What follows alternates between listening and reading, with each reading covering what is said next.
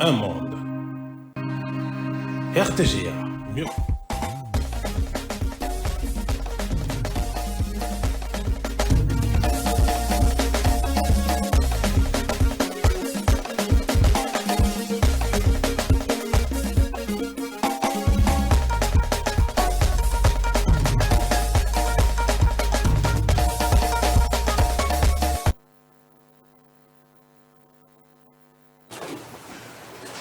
De notre joie de vous retrouver encore en cette journée dominicale. Nous sommes aujourd'hui le 6 avril 2025. Vous le savez, depuis quelques temps, bien sûr, je suis en train de relayer ma consoeur, Fifi Siwaston, la Bella, qui séjourne à Paris. En attendant encore son retour, nous sommes là encore pour cette fête de tous les dimanches sur les antennes de la radio-télé du groupe L'Avenir.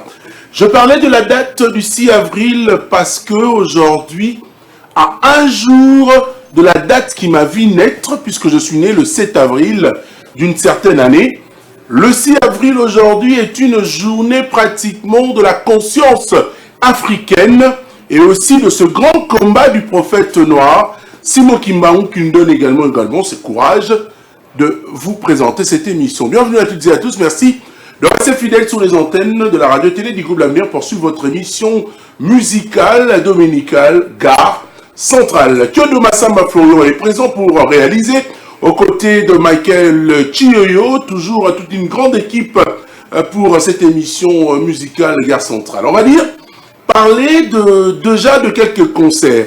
Le 12 avril, vous savez, prochain, Didier Lacoste, Mukentonga, nous invite pratiquement, si vous êtes en Europe, à Paris, au théâtre gymnase Maribel. Il sera avec son groupe le 12 avril prochain pour un concert pratiquement pour votre plaisir à Paris, au théâtre de gymnase Maribel. Le 12 avril encore, nous rentrons à Kinshasa rapidement pour vous rappeler que Héritier Watanabe Gogan va livrer un concert, une façon également de festoyer avec tous ces mélomanes. Les 10 ans, mesdames et messieurs, de son groupe La Team, qui est prévu pour le 15 avril, mais le 12 d'abord, il nous invite à Olive Verte. C'est sur boulevard, bien sûr, dans la commune Gombe. Héritier Watanabe sera avec La Team Wata pour un concert. Nous allons parler également, mesdames et messieurs, de ces concerts du 13 avril prochain. Cette fois-ci, on retrouve à l'hôtel Hilton. Et également deux grands talentueux, bien sûr, de notre musique pour conjuguer l'air talent. C'est le maestro de la musique africaine, le métis noir, Fabrigas, qui sera aux côtés de son ami, son frère, depuis Pombanians, Les Inséparables. C'est le titre de l'album qui sera présenté officiellement au public le 13 avril prochain, c'est-à-dire le dimanche prochain déjà, à l'hôtel Hilton. Retrouvez Depuis et Fabrigas pour la présentation de l'album Les Inséparables. Tata Mobich, Adolphe Dominguez. Vous savez que l'artiste a lancé depuis un album 12, et alors une production est prévue pour les 19 avril prochain au Village Royal. Retrouvez Adolphe Dominguez, le grand sapeur de la musique congolaise, vous le savez, qui sera là, une production signée le PDG Richard Majeko, 3 fois boss, qui sera donc au Village Royal le 19 avril prochain. En parlant aussi, nous revenons encore à l'actualité pour Héritier Watanabe. Vous aurez certaines images extérieures de Fifi Siwa qui annonce également et confirme la date du 24 mai prochain à Dôme de Paris, ex-Palais des Sports, avec Héritier Watanabe et son groupe, la Team Wata. Pour nous amener également au mois de juin, le mois de l'art d'Orphée, de la musique, retrouvez Ferregola, Chair de Poule, le Padre, avec sa belle voix, ING Arena à Bruxelles. Il pourra agrémenter avec son groupe Jet Set, avec plaisir.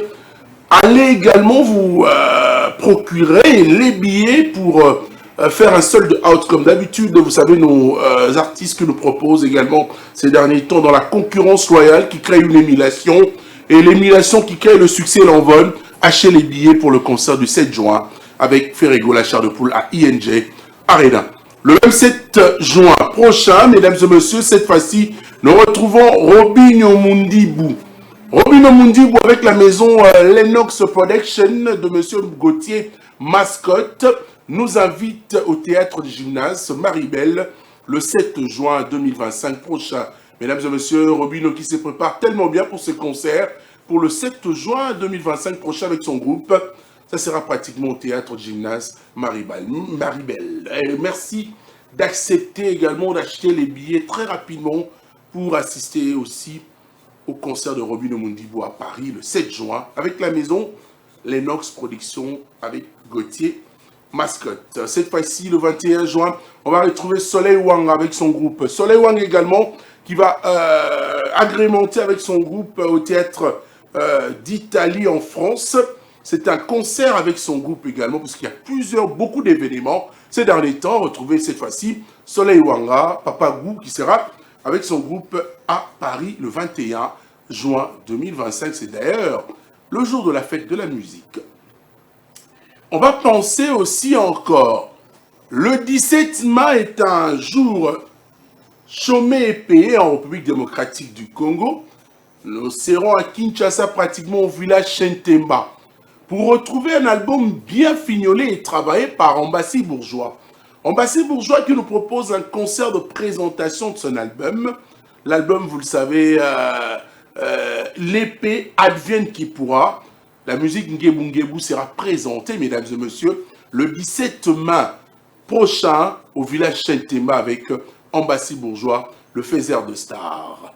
Merci à vous de rester fidèles sur nos antennes. C'est Gare Centrale qui commence. Avec plaisir, on va retrouver pratiquement, je parlais tantôt de la date du 6 avril 2025. Ça fera 104 ans déjà, puisque la fête Kimbanguis aujourd'hui, c'est une fête également de la conscience africaine et aussi ces combats du prophète Simon Kimbangu. Et demain, je pourrai également retrouver mes mélomanes, mes fanatiques. Si vous aimez également votre humble serviteur, une année de plus qui s'ajoute dans ma vie pourrait également être une année de vidéos, messages, encouragements, messages également d'anniversaire souhait. Ça me fera énormément plaisir puisque c'est la date qui m'a vu naître le 7 avril d'une certaine année. Fifi Siwaston, depuis Paris, nous informe également, en attendant de commencer le tour informatif, également la star de cette émission, retrouver que de Massamba, Michael Chiu à la régie, pour prendre depuis Paris, Fifi Siwa pendant quelques minutes pour revenir à vous près, continuer cette émission Gare Centrale. Bienvenue. Voilà, je suis à Paris, comme j'avais dit, je suis à Paris. Merci à Riti Watanabe Cosa Nostra. Après ça, il y a occasion, tu as tourné à Paris, tu as Paris est à la qu'on a vu et que Paris est à magique. Je vous rappelle encore que Cosa Nostra et Riti Watanabe nous donnent rendez-vous le 24 mai 2025. Voilà, il Teresa déjà open, il y a le monsieur au cathédrale, le monsieur dans la 9 euros, aux Alibans, nous retrouvons pour nos frères danseurs dans Europe, dans la 9 euros, il y a les acceptants. 9 euros, il y a 1763 euros. Pour nous quelques images, ni Congolais, ça motivé pour la concert. Voilà, maman Château Rouge, ça pour la solo. Il y a le 24 mars 2025. 33 Chitenge, musique, Gare Centrale, mon histoire. Il y a les beaux mots qu'on touche. Rappelez-vous que concert est le 24 mai. Maman Limaka, elle est là, notre maman. Maman. Le 24 mai, héritier Watanabe la donne de Paris. Il y a comme mon héritier là. Sama. Naroya, nasanga. Voilà, nara muta mutute. Nakusa mututu. Baba la famille. Voilà, na okumisa bongo pour na Congo. Héritier pe moi na moko. Donc oui.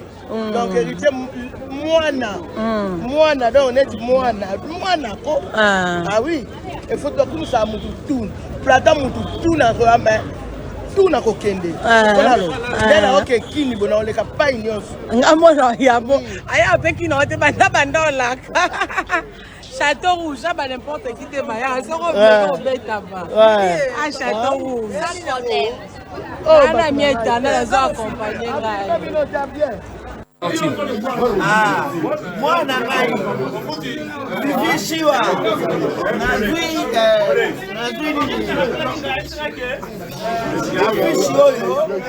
on a la moi na ngai publicité makena ngo côté na ngana va d'Europe tiango wana côté à mon oncle, car bateau qui va au monde. Bateau qui va au monde.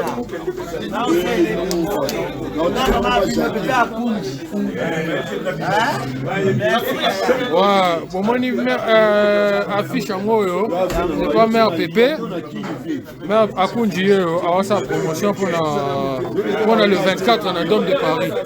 Donc, Pépé Akunji, le 24 au Zala, on s'en va combien de bureaux? On s'en va combien de billets? On s'en va combien de billets? Wow. Ok. Ok. Moi, Pépé a payé rendez-vous le 24 mai à Dôme de Paris. Ok. Rendez-vous le 24 mai 2025. Dôme de Paris à Héritier Watanabe. La musique a intelligente. Achetez vos billets. Aïda, Rosala. Rendez-vous le 24. Héritier. Pourquoi ça la télé le 24? Au billet qui va. On se retrouve le 24 mai, Dôme de Paris, Héritier Watanabe, Goga. Le 24 mai, Dôme de Paris. Ndenge bomoni batutu basangani à lelo. Ils ont pour booster concert le 24 mai. Ndenge banoko tout babimi, tout le monde va journaliste tout bazar. Vrai noko à Paris tout bazar. Donc ils ont pour concert événement à rater. Le 24 mai. Nagler Sexy Boy, influenceur suprême. Merci, président.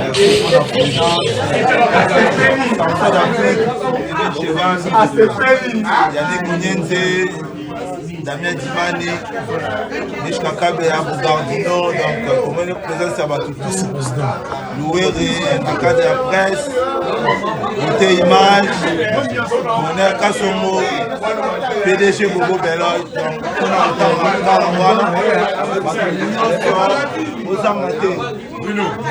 a déjà polé,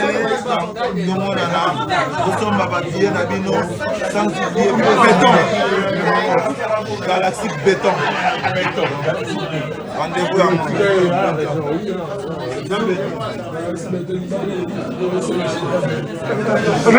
à moi.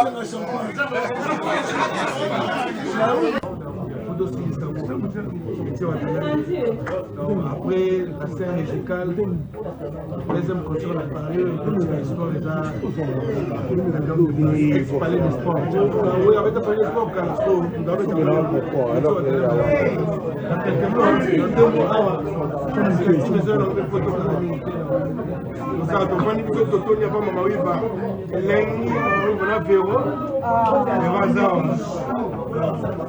pour la team Wata, Totonia pour la team Wata.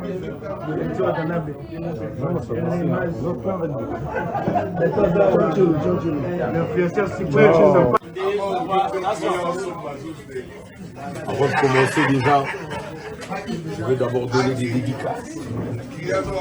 Président Bombo, toujours Aka Cheval, il passe à FMB, PDG Beloy, Béton, Beauté Image, toujours à côté de son papa. Voilà, Mishka Kabe, Yannick Mounienze, sa famille. Damien Dimani, la famille. On a au bois de thé, désolé. C'est la famille. Ne me tenez même pas trop rigueur. Et là, on va parler du 24 mai. On s'est réunis ici pour une seule personne. Héritier Watanabe. Au Congo,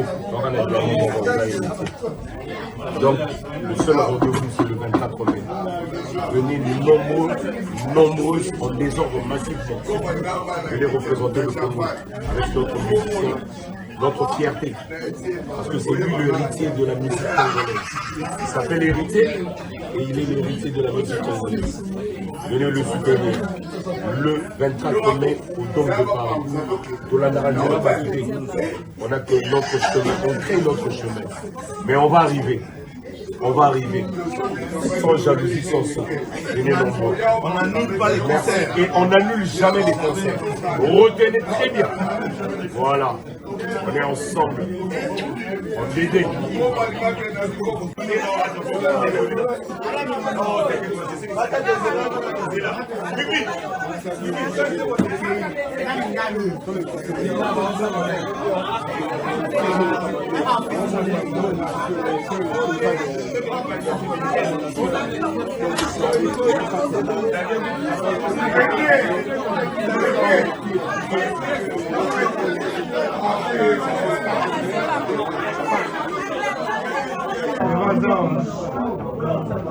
Voilà la team Wata, tonton Lia pour la team Wata.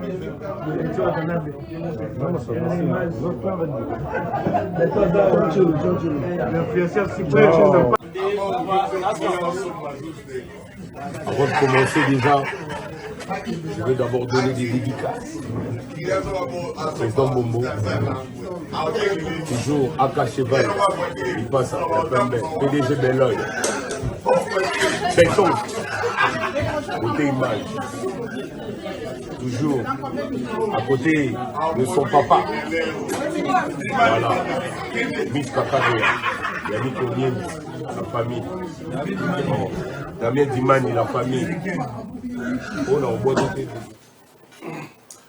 Retour au plateau, c'est cet élément, une entrevue faite par Fifi Siwaston, la belle depuis Paris, avec pratiquement ça, c'est une promotion également pour ce concert du 24 mars 2025 prochain, Héritier Watanabe qui sera à Dôme Paris, Dôme Paris ex-Palais des Sports, avec son groupe La Team Wata. Il fallait quand même également mobiliser l'union sur interview dans l'union sur la concert Wana.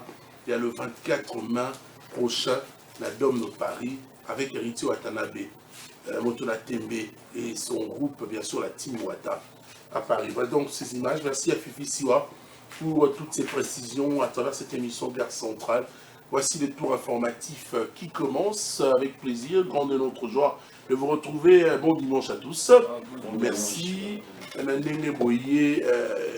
Je pose un bon minute. Ah, d'accord.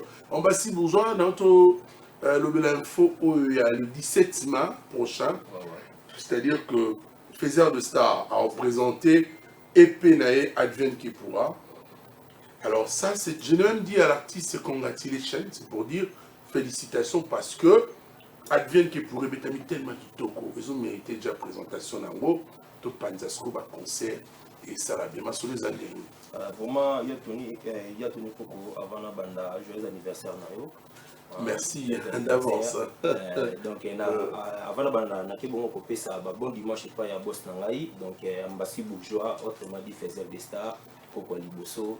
Mon Liboso ya papa donc va me tenir trop si et pourquoi pas na chef nangai Dol t'as dit là 5G plus donc 5G plus dans la dose comme 6 donc n'engeza bongo donc information ezakaka ke le 17 mai oyo donc ba fanatique nyonso ba oyo balingaka Ambassi Bourgeois to kutana bongo na village Chetimba donc concert en Ngebungebu donc ba sert en Ngebungebu ba tonton Ngebungebu to kutana wana.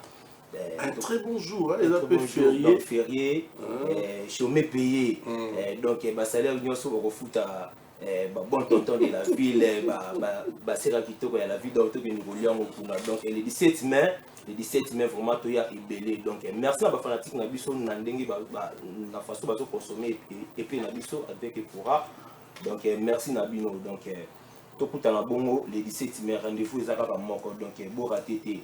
Donc, Bambote Nangé Belé, n'a pas fanatique, n'a pas sort. Mon vieux fondé les pères, Bambote il y a trop. Donc, pour la réservation, on a besoin pour ça réserver la place dans bango. Vous contacter bureau dans piste 243 89 90 91 967. Donc, pour la répétition, tu peux répéter pour la répéter 089 90 91 967. Donc, on est pour la réservation. Donc, pour la répétition, jusque-là, toujours répéter comme en coulisses. Donc, toi, bon, on a limité. Donc, le numéro, on a PC, vous pouvez après, vous avez contenu. Merci. Album Nabiso, ils ont toute plateforme et téléchargement. Donc, ici, il faut mettre à Ambassi Bourgeois, le point YouTube, vous avez contenu tout. Donc, les 17 mai, tout y a ébélé, tout ça là. Merci.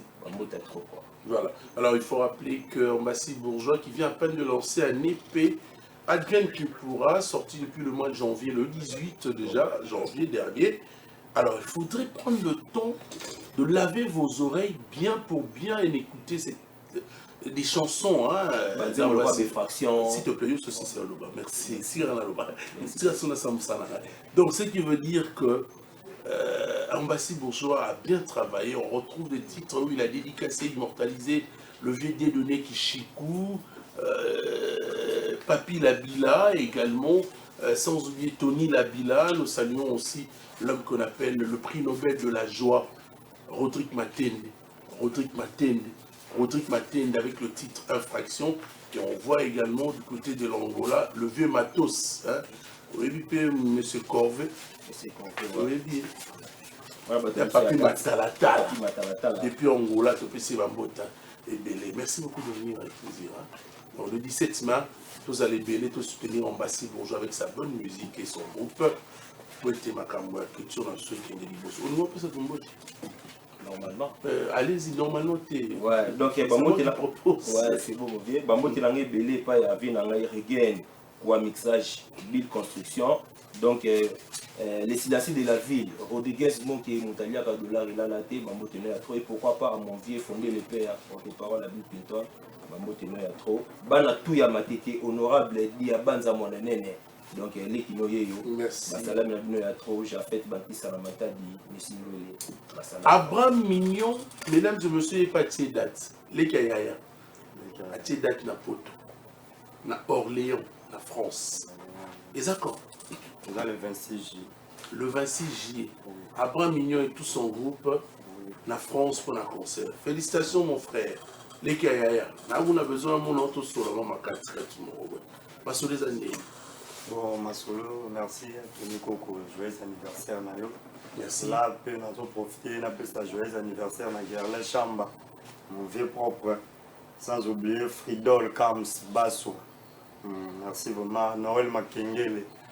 Merci, vieux Zara, que on a eu le mini album de M. Zobima. On a tiré vocal, on a passé à Nord. Tout ça là qui déjà clip. Il y a un mini vocal, il vocal, tout ça les clips Kalaté Zobima. Donc le bac ça mobimba bika mignon.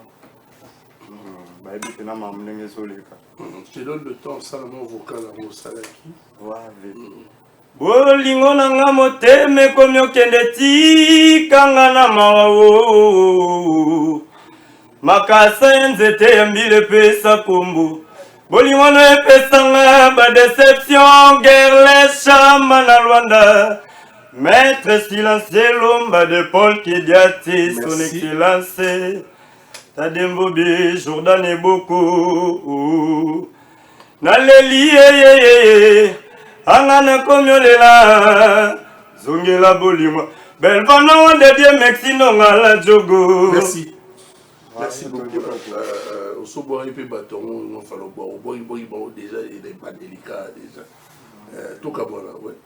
Ouais, Tony Koko, ça quand il faut appeler ça kata bambote, on va faire là na qui directement na de valeur menga na qui na maître Dougala Nzamba Forde, Oliver Apongo, Junior Mandoki de Luanda, Dadi Samba, le Baza Baksa Mobimba, Thierry Migler, Camino Pomba Swag, Bosani Kevin Angawe, Bikandeza la patron John Noël Makengele, Gilles Cabo. Merci. Gilles Cabo. Merci beaucoup.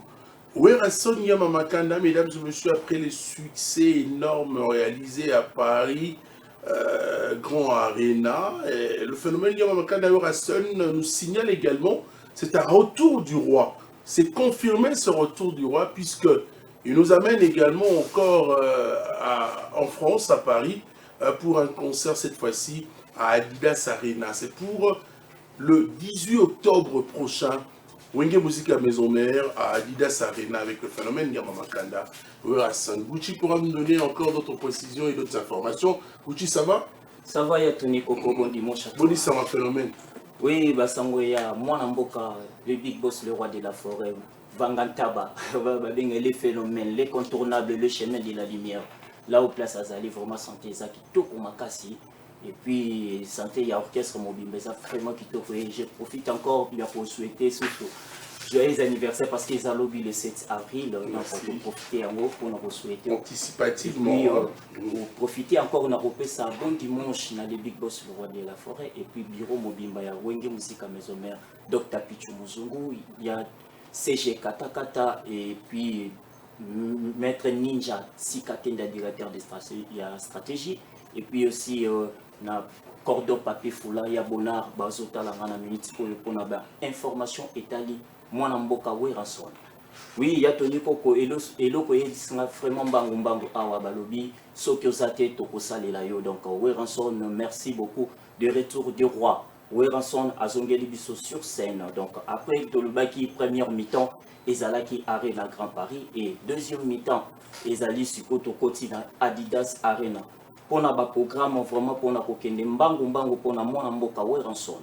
Donc ba séance ya ba répétition na biso déjà et bandi déjà semaine où ezalaki déjà ezalaki mardi, mercredi, jeudi ezalaki vraiment chaud. Ba fanatique vraiment bayaki ebelé pour na savourer pour na koyoka ba goût ya arena na mboka Weranson. En tout cas ezalaki vraiment ya kokita vraiment donc ba pas trop bayaki wana batu ya mbongo lokola ba major Gitantou, papa de Chris, papa Lexi, Fabrice Aguala, ya Freddy Esale, Moni Blaise Bayende, Batambongo Bayaki na Mokonzi Mohamed et aussi Azalaki wana kutu mwana yanda ko déjà Azalaki wana qui n'a pas président Dani Bazalaki wana Bayaki kota la mwana mboka Weranson. Et ya Tony Toke lisusu mbango balobi bana ya Kinshasa partout dans le monde. Weranson a lobby a Pesibino lisusu bientôt comme cadeau.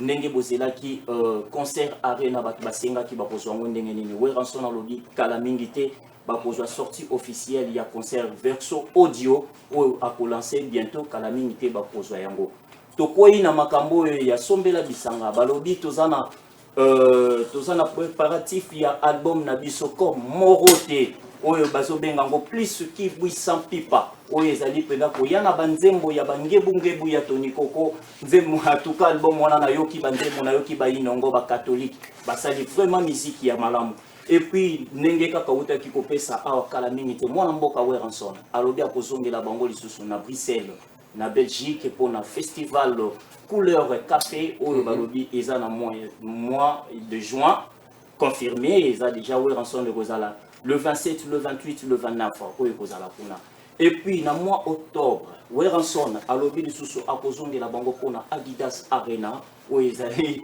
sonner la deuxième mi-temps pour le réchauffement, pour la bataille, surtout, où ils allaient Weranson. Et puis, na Bossanité, le 12 avril, Élysée Bokota Kotoskin a lobby pour à l'occasion il y a Adidas Arena où Weranson a kobeta a bengisi bango soirée vraiment Adidas Arena tokuta na wana na béni les visionnaires le 12 avril tokuta na kuna chez Odile Manzaka donc wana zalaki ba programme ya mwana mboka Weranson. Merci Gucci. Pona kokende mbangu merci ya Tony pona kopesa bato yo balingaka. L'artiste Gucci défenseur ya Weranson na pesimbote na Yannick Ntoula garçon pano na pesimbote na Ordi Masala les grands gérants le PDG Malou Mavoka arme fatale charge ya Kalamou Kofi Mavoka le manager Sam Bakama Guy Bokopolo ndenge na Latiboye Gelor Star VIP et puis Guy Basket tout continent wana butu na biso et puis na pesi na pesi DJ Boyka DJ Kevin. Et puis, Livia couleur d'or, Serge Makila, Dragon de la Monnaie. Le Dragon de la Monnaie. Alors, c'est un message, mon peu, ça phénomène. Hein? Oui. Phénomène, Azali, ambassadeur de la paix. Ouais. Alors, le 18 octobre est une date également importante pour la RDC. Merci. Ça nous rappelle en 1908 l'annexion du Congo belge. Oh. Donc, ce qui phénomène, qu'est-ce routine qui est le bon message? Et ils ont bien posé un moutakimia. yebisa mindele wana ke mboka na biso ezala baproblème ezomona pasi na parti yango est. Ce sera un très bon message. Merci. Voilà, il y a Tony Koko. Moi, je suis en rançon. Tu as la immortalisé. Donc, il y a une génération berceau. Voilà, au moni bana oya génération berceau, to moni ba Ken Black, to moni ba Tiagola, ba immortaliser ouais rançon parce que ouais rançon a zongisi musique pour ba kosa ki biso na ba rumba, ba lobeka ka rumba des musique. Alors ouais rançon a elibiso rumba seben. Yango moni mona nyo surtout na Paris. Avant beta concert, ce que Betinze Mawe rançon était ce que concert est à la bête. Merci beaucoup. Batondi ebele bazolanda biso na tendance wana na salon Android et pas ya Credo. Ba fan nanga ba chauffeur, ba taximen, ba receveur nyos bakata musala po balandanga. Merci na bino Rolanda nzamba pambola bino ebele et aussi mon petit Gelor Moudia que je salue. Credo la salon Android. Lobi anniversaire nanga. Salon fait changer Bachouana ou Etchelangana et tendance et aux bien. Merci à vous de rester branchés à suivre cette émission Gare Centrale. Fifi Siwa nous a parlé de la date du 24 mai en direct de Paris. Alors, nous revenons avec toi, Bruce Nzomono, Photo Lobelango, parce que le 12 avril aussi, Olive Verte et Zosé Labisso. Oui. Ouais, bien Tony Coco. Donc bonjour et bon dimanche à la Méloman tout. Il y a la bonne musique et il y a la spiritas tout. Bon, t'as là partout dans le monde.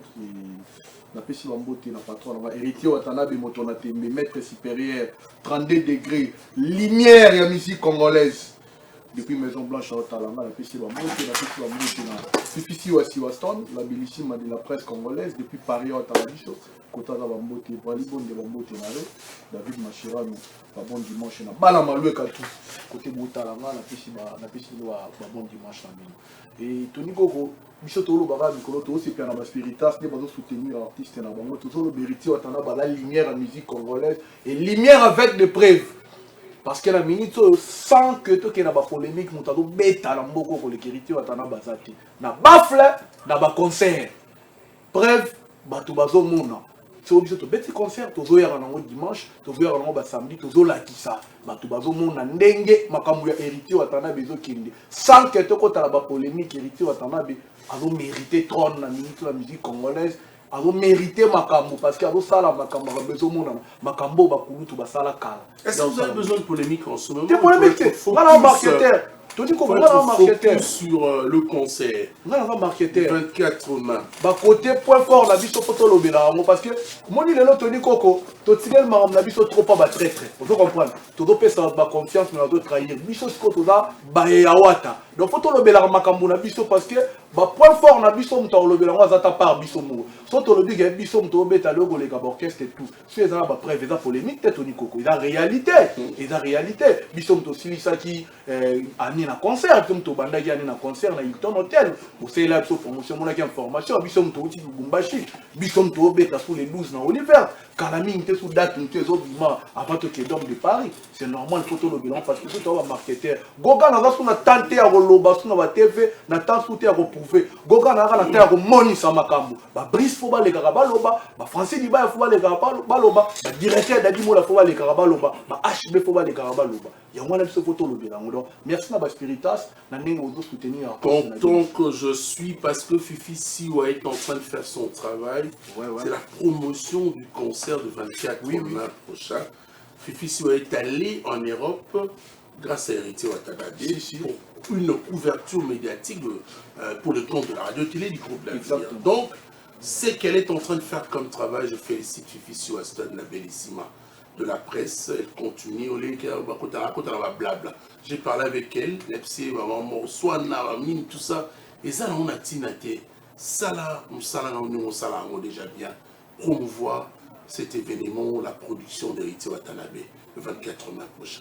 Les autres qui sont déjà bien, les autres qui sont déjà bien avec Fifi sur stand donc coup de chapeau on est content de la biso. Le moi tout bien ba fan na biso samedi prochain donc semaine autre côté boya na Oliver boye belé ba spiritas tout Otoza na Kinshasa, Tokuta na le 12 na Oliver, na bika Tony Koko, to fêter anniversaire, non, la maître Christian Kara, Tozala na le 12 voilà pour te célébrer anniversaire, non, parce que moi d'avril la musique continue Kara. Donc Tokuta na Oliver, to che prix non abordable, ya moto tika ki moi temps pour te mettre concert pour permettre Mututu Azala parce que ma koleza lanzela to bien ngwana za jaba match d'entraînement. Donc to kangi pe ma beau côté à part ba concert na biso, to préparer album ba musicien presque chaque jour yemoko moto na timbazo za na studio ba musicien azo s'impliquer pour album moi bien en tout cas ba musicien na bino ba bombeli no nzembo bien ba mishkanga ndo ba teba nzembo bien ba juriste merci Bruce ba juriste poudre ba musicien nyonso la timwata ba tsepe na ba nzembo bien kala mingi te bozo album ngozo avec puissance. Le 24 mai, Yabiso Ratakate, Yabiso Ratakate, Spiritas, tout continuer au somba babillet, tout somba babillet, tout ça la motiver, tout somba babillet, la poto ça la sold out avant concert, Nabiso pour Matissa sous orchestre, Nabino, et Matissa sous artiste, Nabino, et Matissa sous musicien, Nabino. Donc, merci tout consommer babillet, on a tout somba, et si là, avant le 24 mai. Donc, je te dis qu'on remercie beaucoup pour l'opportunité. Et mon gars, il y a valeur à boulot. On a essayé de tenir compte de Kuta na Musala, de Kuta ni pe na Musala pour la bien Musala ne le Kinyos. Donc on appelle si joyeux anniversaire na Emmanuela Biaya, Bisomoko Emmanuela Biaya, bel détail, belle de figure, place aux joyeux anniversaire na yo. Et on appelle si un bon dimanche na Joël Msasa. Kotoza bambo tatou, bon dimanche na pasteur Damas, bon dimanche na manager Alvin na la bicho Alvin a bon dimanche. Et bah c'est moi qui vous remercie. Nous avons répondu à une invitation à mon standing club, na Bayani Kwati, bah Gérard Oscar de la Renta. Bah nous Tonico remercie beaucoup na Ningi a répondu à une invitation à la bicho. Maître Christian Carota la bicho bon dimanche na ya Willy Moucheni code mondial. Bon dimanche à mon vieux Lievin Masokolo et bon dimanche à PDG Patrick Ebobi na Pima Mikubi. Et doit dire quoi soki nayaki émission te lelo donc ezali banga babomanga lobi na standing club New Standing Club. J'ai été accueilli comme un roi. Merci la bandeko New Standing Club.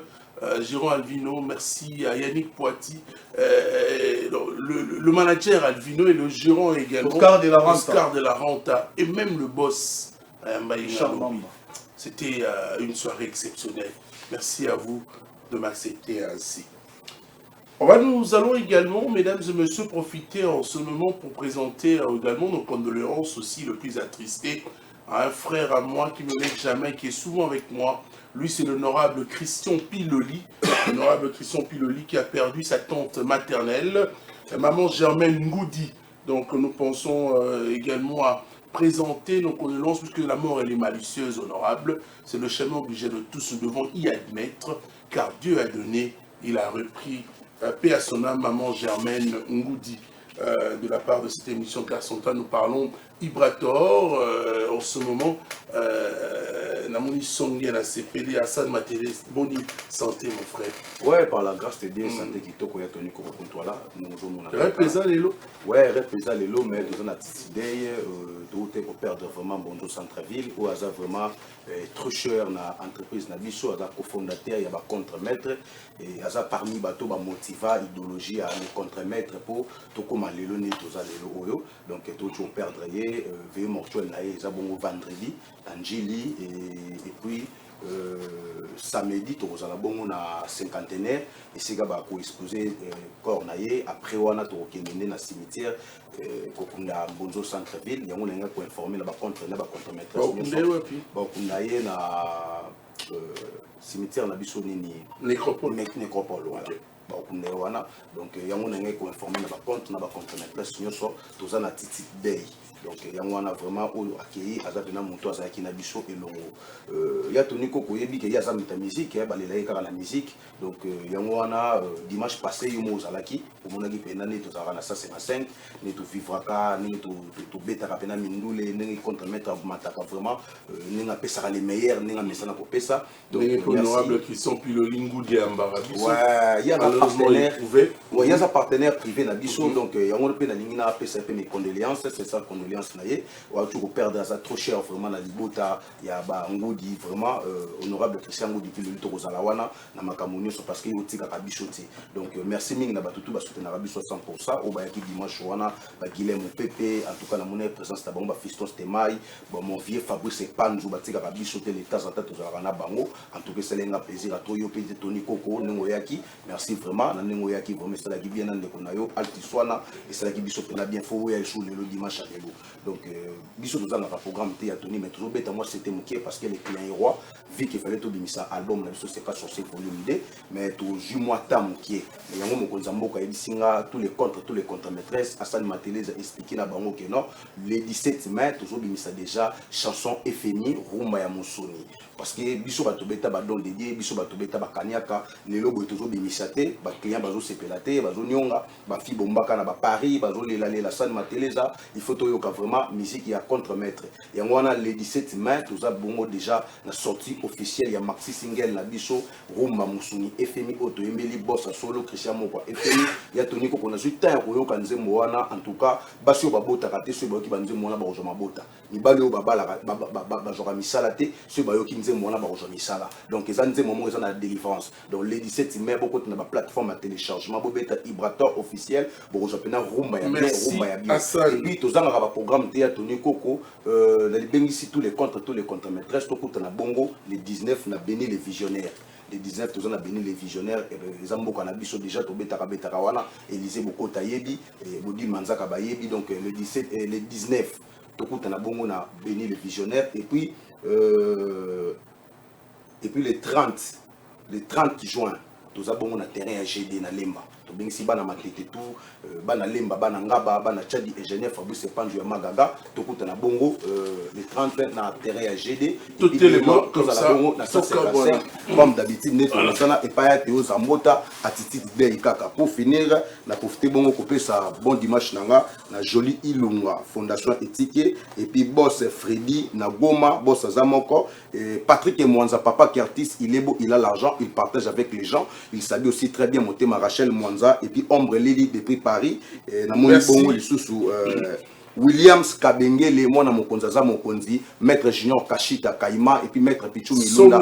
fiston Stemai yo Karloyembo mais quand même on va se séparer quand même dans ma voix là yo pour faire plaisir na Pentacle maître Faka Alta Labiso maître Faka Pentacle Panyamoun Fabrice un peu sur Bambo Tebele moi ni mon comme ça toka bon ça la bien Serkei Nyosozomona, mesezomona bien. Ndanga okomisa motema nanga nde jouer. Tout ça c'est parce que na kraka yodes. Na kobokiso jamais jelo. Pour comprendre kingai na kraka yango monela kanongai.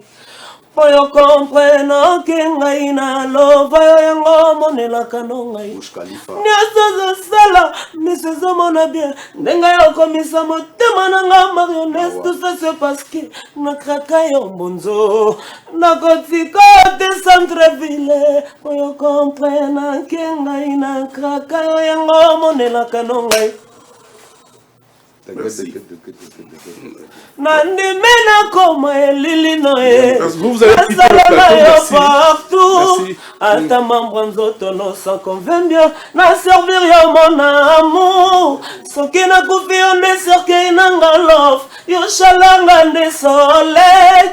Soki na kufi onde serke nanga love. Deve jela mon amour. Ba mélange galda bana pondote. Nokibilanga koya kosila he basangisaka pede na lele teo mokila nzambe koya kokufa he yo mesani za motema na ngai na susi na yo tala susi lelo lianga nzoto ngumya prefera mela makila ke nzongo misuni kozika waye Obi nzembo wana na détecteur c'est l'une des meilleures chansons dans 4 albums. Serkei, c'est l'une de compositions avec Monzo Centre-Ville, paix à son âme. Super. Pour écouter cette chanson, il faut aller dans l'album C'est pas sorcier. C'est pas sorcier, album. Il y a Ibraton Piana Munzi. En ce moment, Natanga Matanga, donc toujours partager moment de malheur ensemble, na groupe à Ibraton Mubimba, puisque Ibraton a perdu l'un de combattants membres du mouvement. Donc, et puis, je pense aussi, encore une fois, partager ces moments de malheur avec l'honorable Christian Piloli Ngoudi, qui va perdre tante paternelle, maman Germaine Ngoudi. Vous savez, il faut bien abattre la mokile. N'attendons pas si tous les là. N'attendons toujours partager vers. Condoléances honorable Christian Ngoudi Piloli. Voilà, je pense que Fiesta est bon, mais en tout cas, Batubazo qui n'a pas polémique, parce que les gens adorent ça, franchement. Mais nous autres, tous mes marabes, polémique. Voilà, sur ce plateau, je reçois avec plaisir un frère que j'aime beaucoup, qui chante tellement bien et qui se bat aujourd'hui en carrière solo, mesdames et messieurs. Mais bon, on va dire que tantôt on le voit toujours à côté de son ex-patron, qui reste son patron à vie. Peut-être qu'il n'aura plus un autre patron dans la vie, hein, et en termes de Yandoul. Mais bon, Thierry Migler, bonjour, bienvenue maintenant. Bonjour. Ça va? Bon dimanche. Hein? Merci beaucoup. Et puis, bon dimanche.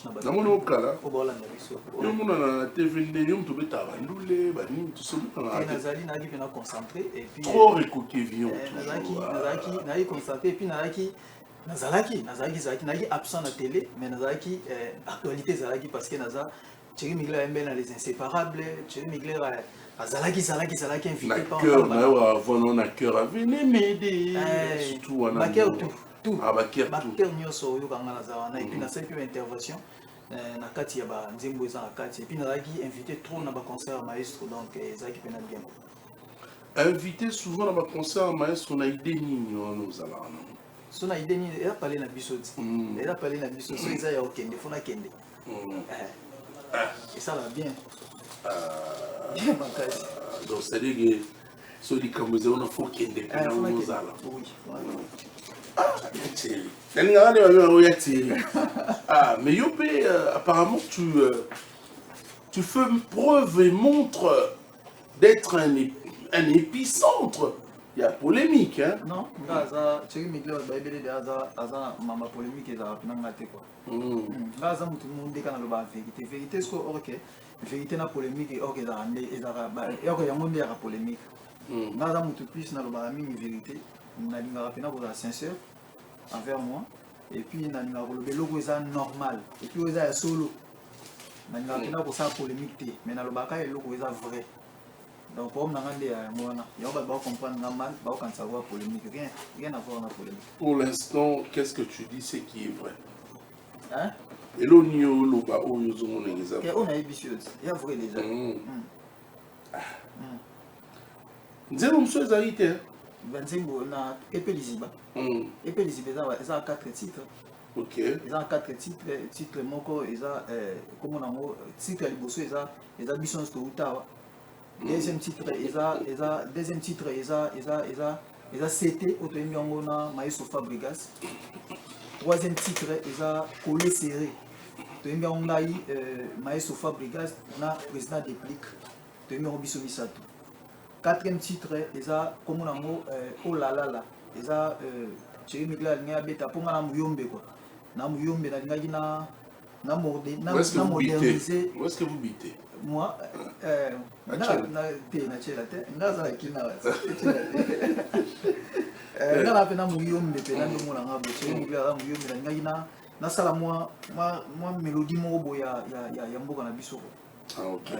chanson dansante. Oh là là là. Alors, l'idée est au Nzembo Touta Ao. L'idée est au Wapi. Et on est stimulé que Sanzemona pour rappeler à tout ce monde que Bouta pas Maïso Fabregas. Maïso Tatindio, oye Manzema Bongo. Non, et puis Yomon to combien oui, ngamo na combien idée zangai mais nazala ba master pe auto zali na bango na studio. Là na sala ngo ba pesa ngo ba idée côté sala ngo bo. Na pesi ko dika di mambote, gaz kadima et puis na mobe molondo.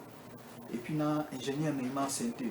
Donc, toi, tu es toujours dans le méandre, la Fabregas. Oui. Famille n'a rien à moi.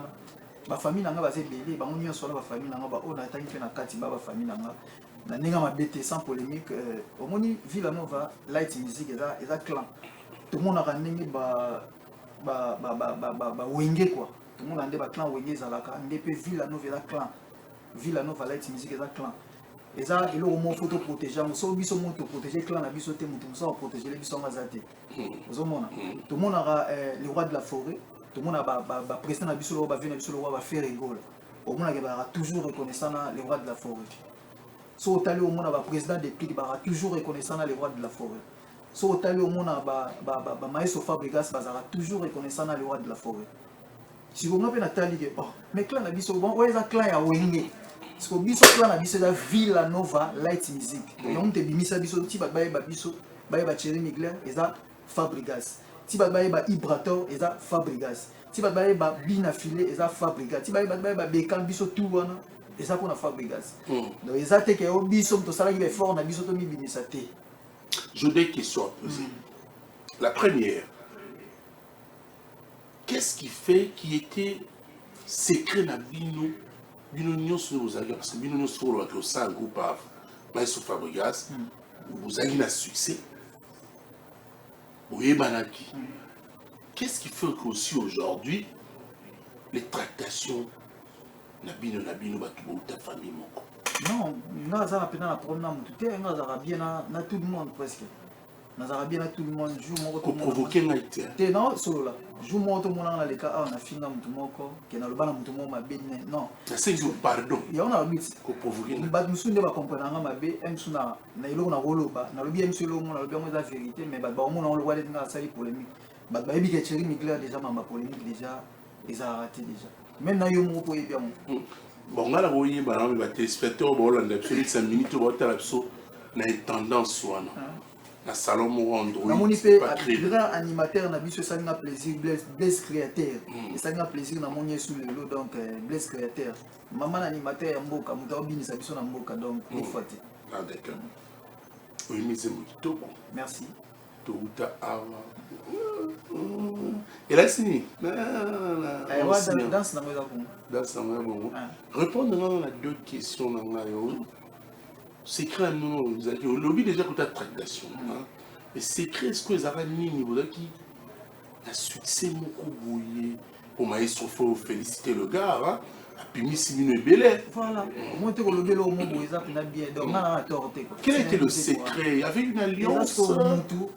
Oh, biso zaki un pacte noué ou quoi?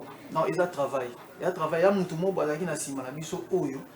Abundaki, asalaki be forme na yemoko boya. Misa ibe énergie na yé pour bailler ba biso. Quelqu'un qui a une âme de lumière. Oui. En fait. Et puis alaki ntema makasité puis abombaki talent ya mututé. A tout ça il mutu nyonso. Au moins abina iso oye maman la gagne pena. Silence les chefs chantent. Au moins mutu oye mba gagne na Thierry Migler chantait par excellence. Donc abomba il talent ya mututé. Moi gagne pena Bina Filé. Donc on a torté. Alors l'idée de cette Patrick chanson. Beckham Lady Maître. C'est quoi l'idée de cette chanson? Au niveau de sa vie, la Nova Light Music, Tony. Qu'est-ce que tu rappelles à tes amis? Vous remarquez qu'il y a des dérapage et les Kimingi. Dans la musaka conscience, il y a que Villa Nova Light Music, il y a clan Nabiso. Il y a des après. Il faut te protéger. Il y a un moment où il y a le roi n'est pas sa conseil. Ce qui est là, c'est que je vais à moi côté, pour nous battre que les Kanaka, au bas à moi côté. Na la musabonka ke no villa no vela famille mote ke na lo abete na villa no vela famille biso sto uta donc ça en suivant cette chanson to uta wa les go bando boa kabatu que boa ki no bato accélérer au tiki moi tamo boe pour la Bina Filé. Moi je croyais que pour écouter la chanson jusqu'à la fin il y a déjà au bois qui Bina Filé. Ah, mon aïe, casco Bina Filé bimi. Ni suna remarquaki. Ozoye moyembo ki ibato a Outawa. Ozongelengo sous deuxième fois. Quel est le problème particulier que tu as avec Ibrator? Non, moni babazo na sens ya mabete. Comment batino sotangi bango une fois, mais Ibrator ozotangi deux fois. Au moins Thierry Migler la mbiaka. Les batailles à orchestre, Ibrator pas à on continue. Thierry Migler a Zambiaka, Ibrator a Zapembiaka. Bisson Balin, photos à l'ordre exemplaire. Photos à l'ordre exemplaire. Donc, Bisson a droit à RRT. Toi, na droit à Yako les Canaraté. Yako les Canaraté. Ah, vous les Canara? on peut exemple quoi. T'es exemple non les ofunda. Bon, on a une émission. Vérité on pose ça batute. Iboto mobo za na moi les qui na TVP alo tuner au beta bina ba il y a place bouta. Zomona. Parce que ngesa la nga passe parce que ala minanga, ala pena minanga mina biso. Na masa na biso, masa na nga. Opa.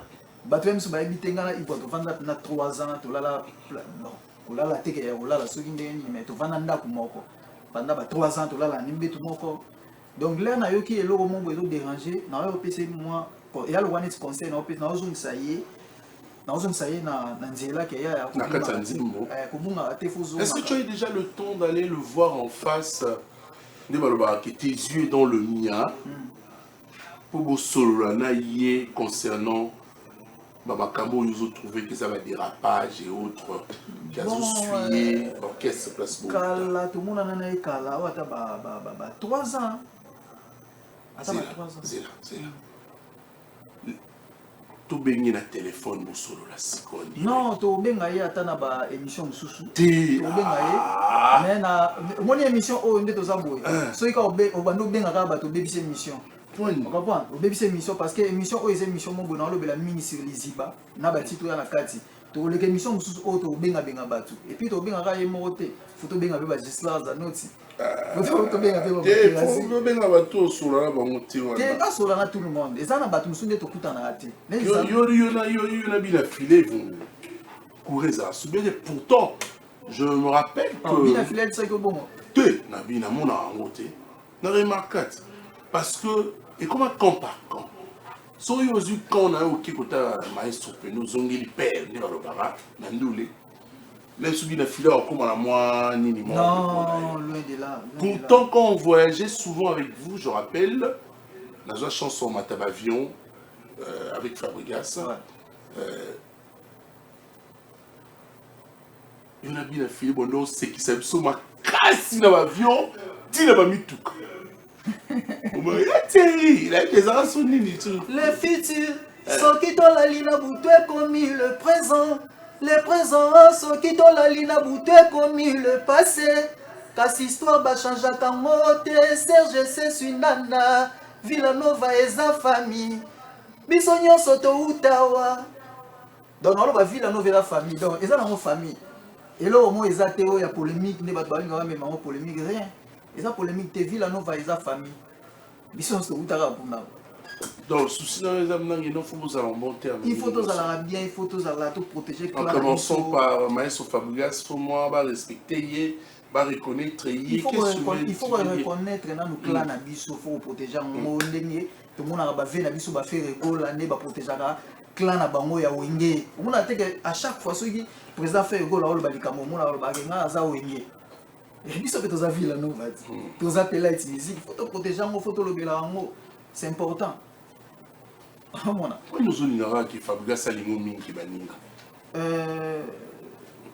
Natika Ligoloba, Maramia Bonte, Fabregas Salingara, tout le monde. Tu donnes cette image. Fabregas Salingara, Alingaka, bon, mais Alingaka, Alingaka, Ibrator, Tilelo. Oui. Fabregas Salingara, Ibrator, Tilelo. Non, Akutana Fabregas, te banda, Tukutana Fabregas Mouye. Non, Akutana est avandi, Bambe Sanga Riche. Pour y avoir un riche, notre côté en été que tu vas dire que tu vas plan on est riche, so qu'est ne sont follow babo. Na ngabu na zelango, na regretta fort, na bi nena yebo na bi que na zelango. Il faut y ça rappelle qu'il faut beta bo, il faut le babo, il est banda to comme zonga sur relation à maestro, hein? Pour les arrêter ça bien mais pour pousser na sous pemeni ko ne to comme ça sous le maestro. Na no zela pena que na mona que na pesa na plan que ne il faut beta bo. Faut beta, il est banda to kuna ti le no y ça rappelle l'autre. Que non, il faut le barabo, il faut ça la il faut mettre rien, tu sais ça va m'en dire. Il y a un moment où on attend un peu comme on va master la facilité. Vraiment. Ce qui arrive ça m'a cambo bi kenzembo wa ngobo ya ngopoza le kona omoka ba dédicace. Ngobo ya ngo. Mon na ki parler ma mona te yazo mona ngo que non, bon, ba ça la bazabana, ba ça clan na bango, et ça qu'il faut ba. Tu continues à dépendre de Fabregas. Tu es Migler dans un groupe naé, et ça Migler musique, mais ceux là ça posé aide. Il y a père na biso oyo ya binisi biso na mama musique na rokende pa na na koyebisa yeke na za na posa ya bona na posa boye za problème te tout le monde a souffert de concert, bengisi pe père na ba concert. Quand ya Thierry Mugler ndeko mo maloko net na dépendre kaka. Comment na sala EP na nga o eza EP mo kitoko ba basé mini sur EP o ba yoka mo EP liziba ba kota Thierry Mugler TV ba yoka ba titre bien za na kati loka ba coller serré ba yoka ba titre lokola ba to uta ba yoka lokola ba CT ba yoka lokola ba oh la la la. Mais pourquoi benga épée ba masate ba cha ba yemba pena na épée na bon na obenga ba album esilité album esilité ba album eza nango na obenga bango to yemba na biso mais on a lié na benga no Maestro Fabregas et puis na président des prix Combat Niance et puis plaisir na nga liboso eza ya master na nga Yasser Arafat plaisir na nga eza bongo ke master na nga Yasser Arafat ayembi lisusu parce que Yasser Arafat azora pour ma voix oh ils ont 7 ans déjà ayemba susté bana l'album na biso liboso to yemba oh Yasser ayemba na sengi na telema nzambe bolingo efuka misingai amour l'album na biso asuka o to yemba na masa na biso ya liboso to yemba na Yasser ayemba ka wana bando yo ka suvo na yete ayemba ba yomona wapi Fabregas bana boyoka wana ti to biso to beti suba ya mado to beti suba poisson ba ti dot Yasser ayemba asuste plaisir na ngeza Yasser ayembi na projet na nga plaisir na nga makasi parce que ba masa musuba ko même un peu ko linga ba négliger et pourtant Yasser wana za mutu mo boa bundaki ne bandeli po lelo biso pe to za la boba bunto bundaki na bango ba soda ya liboso auto bundaki nazo ba tant moi so na miki la benga téléphone pourquoi la bien na mouvement na ngai tala boui ba moi checker hier chiko hier movandia wa bino nyonso bozo ya passage dans l'émission donc yango wana moni plaisir na ngeza ya master ne soyez pas ingrats à nous autres également ba musicien vous a sombre na ba gratitude origine en général OK to bandi musalo tongo to yibma mon ndenge et kendaka on va se lever pour se séparer. Et puis on a profité na moi nze mo eza na kati na komona ngo coller serré bimisa bela pema no yote coller serré et là na meli ve na Augustin Kouchi inter de Mwanda na butu ya lelo ngana yo coller serré bolingo na kotika jamais bilengi nange kende mosika Kouchi na butu ya lelo ngana yo sele coller bolingo nakotika jamais bilengi nange kende mosika Augustin et puis na c'était nga moko na ye komi pesa lokola mbeka nzambe kaya bomela bel poyo ndimanga na sala nini babetanga basete lokola Yesu nakabola ebale lokola Mose nakwisa de kolon lokola Samson poyo ndimanga yi kenalela yo mutombo babetanga sete lokola Yesu nakabole balelo osete bakota bayoka suba mama ya Luka na profiter maman la pesa mbote na pesa ba merci na obi yembeli na yo epesi na posa mon vandal susu rite vana na Jaina PMF na pesi Gina PMF mbote PMF avec un téléphone on te faut un mélange de mais tu le raison quand on est là si bah il y a un téléphone voilà donc voilà yo ça m'a inspiré tant on a fait ta voyage yo no lo bana oti mo fa no na kwena yo mo ngenga za kina mta polémique te bandaka na ndela simsa ko mbongo bele avion mais on contrôle to les non mo tala tala se tira ko limo ngaya ta limo la bongo pour on lingana mbongo ndenge zalaka il y a un monsieur qui est en train de te suivre il s'appelle Joe Mandembo. Donc Joe Mandembo est en train de suivre cette émission, nous vous saluons et vous souhaitons une excellente condition télévisuelle dominicalement sur les antennes de la radio-télé du groupe L'Avenir. Joe Mandembo, Boni Bassango, Papa Caleb, la PC Bambo Tebele, Papa Caleb ou Maman Lestine, Baniako, la PC Bambo Tebele. Merci à vous de suivre cette émission. Un bon dimanche à vous. Nous partageons avec plaisir. Thierry, on te félicite. Merci. Bien. Alors, côté Nayo, on a toujours avec Kevin Oana. Et comme on longo malé mais ti okilembela na mzembo wa to utawa o tete ba komba baninga banini. Mais je viens sur le plateau, je te demande si vous avez des problèmes particuliers na banderono wana olobi na mati. Non, toi problème. Accepte que j'invite quelqu'un sur ce plateau. Non, toi problème. Tout le monde à plateau. Bon, tu as un EPC quand même. Mais il faut naïba quand même. Alungu appelle le Rolayo. Faut naïba mutango. Faut naïba non. Alors, on a besoin d'une émission. Du fait que, à mon na TV, tango le babou. Et puis, candidaté, nous dit, c'est mon candidat na mawa, na passe. Elle a candidaté pour, puis on va mourir tes alliés. Va mourir tes alliés. T'es donc candidaté, mais la prévenir kaka. Rai gaucher ali ba mote ali mamtu ya mama na jindoka ya mabe et puis c'est un blé quoi natika otaka natika judo na qui wazana wazani gana moroteka pour lui tete ela kango bongo bela judo na grand moroteka na grand moroteka na pesi ba masanga ba sadi kongo ba masanga ba sekai mama na moni mama ba mettre ma bouche ba mettre ma tête quoi on les a kala. Et quand c'est c'est bon, bisous na bisous mission. Bisous na bisous mission. Bisous na bisous mission suppose. Somme dans la mission na brutal. Malgré na obundate mais na prévenir kaka. Que mo tezali ara gaucher ali. Mo tezali. C'est bon. Premier mouvement à bleu zarani.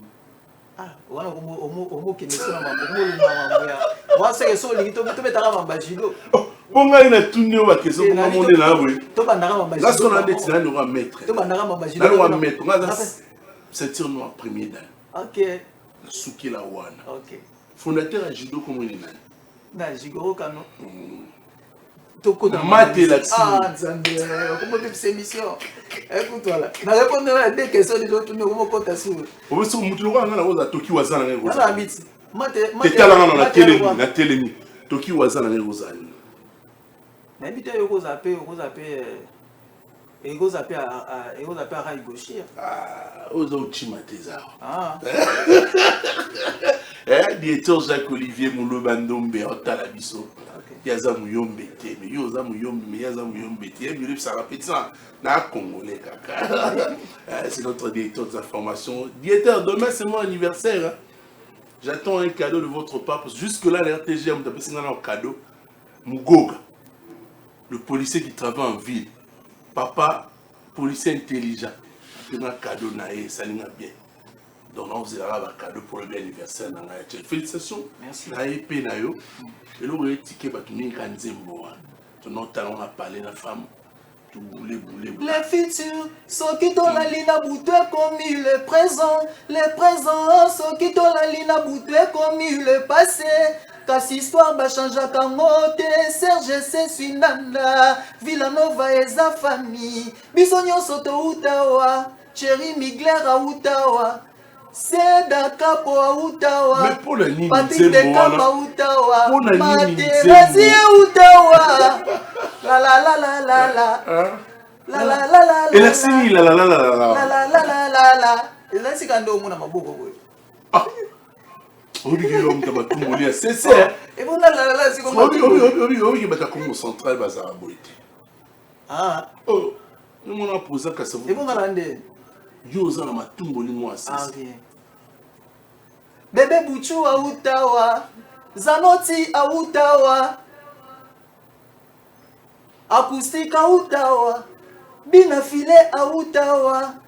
Ibrator à Utawa. Ibrator à Utawa.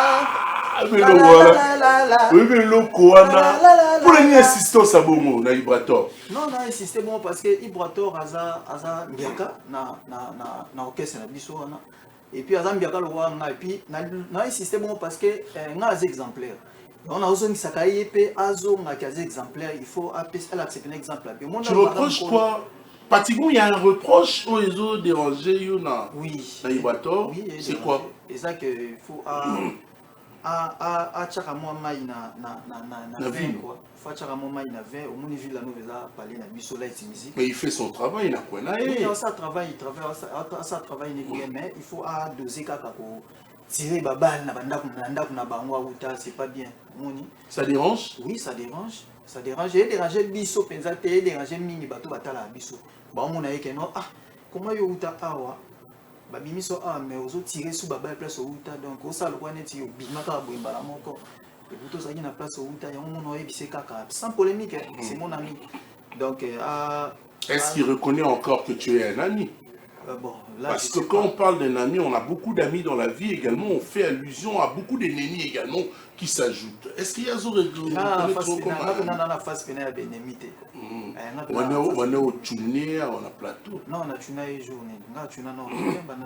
j'ai cette émission, mais malheureusement, ce n'est pas l'émission Gaz Central. Il y a émission.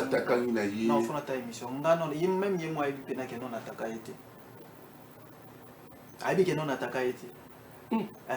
Pour y aller bien, aïbi que son attaqué, il y a eu bien attaqué. Naïbelinga, aïbi que oh non, ça va attaquer. Pour aïbi dia que n'a quel est ton souci à la télé? Tu as en direct. Souci nous pénés années, on a eu souci ça va que non, bah ça va. Permets-moi de te donner 3 invitations. Si tu auras le temps, tu seras dispo. 3 invitations. Invitation, il y a fête ou bien il y a. T'es là, invitation. La première. C'est celle de mon anniversaire. Ah oui. Oya. Oya. Ah oui. L'Obia. Ah, ils sont pessés maintenant. Non, pas ça. Deuxième invitation.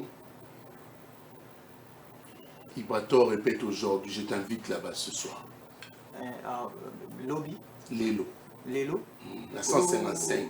Dommage. Dans la soirée, moi, presque dans la soirée, il y a Fondation Dani Moumbu. Dans la soirée, on a invité la fondation Dani Moumbu. Donc, ils ont pena moi. Directeur Azawana a expliqué, a révisé ce dossier. Si calé, so a révisé que notre là na programme ya calé. Toi na. 3e invitation. Donc, il était à la bine filet. Il était malade, maintenant convalescence, mais maintenant il va bien. Tokende. Pas bonne guérison na bine filet. Tokende. Journée. Lélo. Lélo na biso ba programme na ngati. So la longwe awa. To tchang lobby. Avant anniversaire na. Ils ont compté. Tokende pays pas il va tomber à mon lobby. Ah. Bon, total amour kaka, total amour. Toko kende pays, ils ont la loi des tu as besoin de fumer le calumet de la paix. Mais en même temps, yomo kozoke na mo ozan direct moi la TV. Nandimi ka invitation, mais est-ce que yé peut fandima? Toutes les 3 invitations. Faut fandima ngapeti. Na nandimi ka c'est bon, on peut faut fandima recevoir. Té ngamona on planifie ngo tu seras nini malamo mbamo toki. Les apprenteurs. J'accepte. Bon. Yarité. C'est un plaisir de partager ces bons moments de la télévision ensemble. Merci beaucoup. On va y boire à toi. Le temps aussi, ça va boire à toi. Pour nous libérer, on va faire un petit exercice. Donald Tsumbo, Canadien. Donald Tsumbo, Canadien, et puis Francis Moua, autorité morale, na Chaco Taylor, les banquiers, et puis na Blachard de la Matete Bomoko. Fondation Dani Moumbu, Fondation Dani Moumbu, et puis na Trésor Mbumba Mfunuko à Dallas. Trésor Mbumba. Moi, je Kabelenga, il aura du bosso aux États-Unis. Trésor Mbumba à Dallas, et puis na Mouipe Jai na Djina PMF, Mambote Nae, et puis na Prince Kayulu Mwana Roi, na Pessimbote Sout na ba. Arnon Matoubian multi-service, héritier maestro, et voilà. Merci Thierry de célébrer avec plaisir. Je rappelle que c'est Thierry Migler qu'on appelle Ritz et avec sa belle voix. C'est un transfuge du groupe Villanova, mais aujourd'hui qui évolue en carrière solo, mais qui nous invite également. Tu seras là le 13 avril, Père, aux Ala. Les inséparables. Les inséparables, nous sommes dans apparition quoi. Ah d'accord. C'est avec plaisir Oyambayo. Merci. Un dernier mot pour l'émission. Non mokonaye komi pesa lokola mbeka nzambe kaya bomela bel pondi mangana sala nini babetanga basete lokola Yesu nakabola ebale lokola Mose nakwisa dekolo lokola Samson poyo ndima ngai kelalela yo mutombo babetanga sete lokola Yesu nakabola ebale lokola Mose nakwisa dekolo lokola Samson Jimmy Mutombo. Boni Jimmy Mutombo. Toujours au Brésil. Ah non, ça aux États-Unis. Ah, les États-Unis. Les États-Unis. Ah, ça va. On c'est Bambote Belé. Et Thierry. Ouais. Donc, Kamanayo, merci de venir. Merci beaucoup. La côte ça Mutombo. Ah, même temps on dit qu'on a fait bat. Écoute-toi, la pire esprit pena.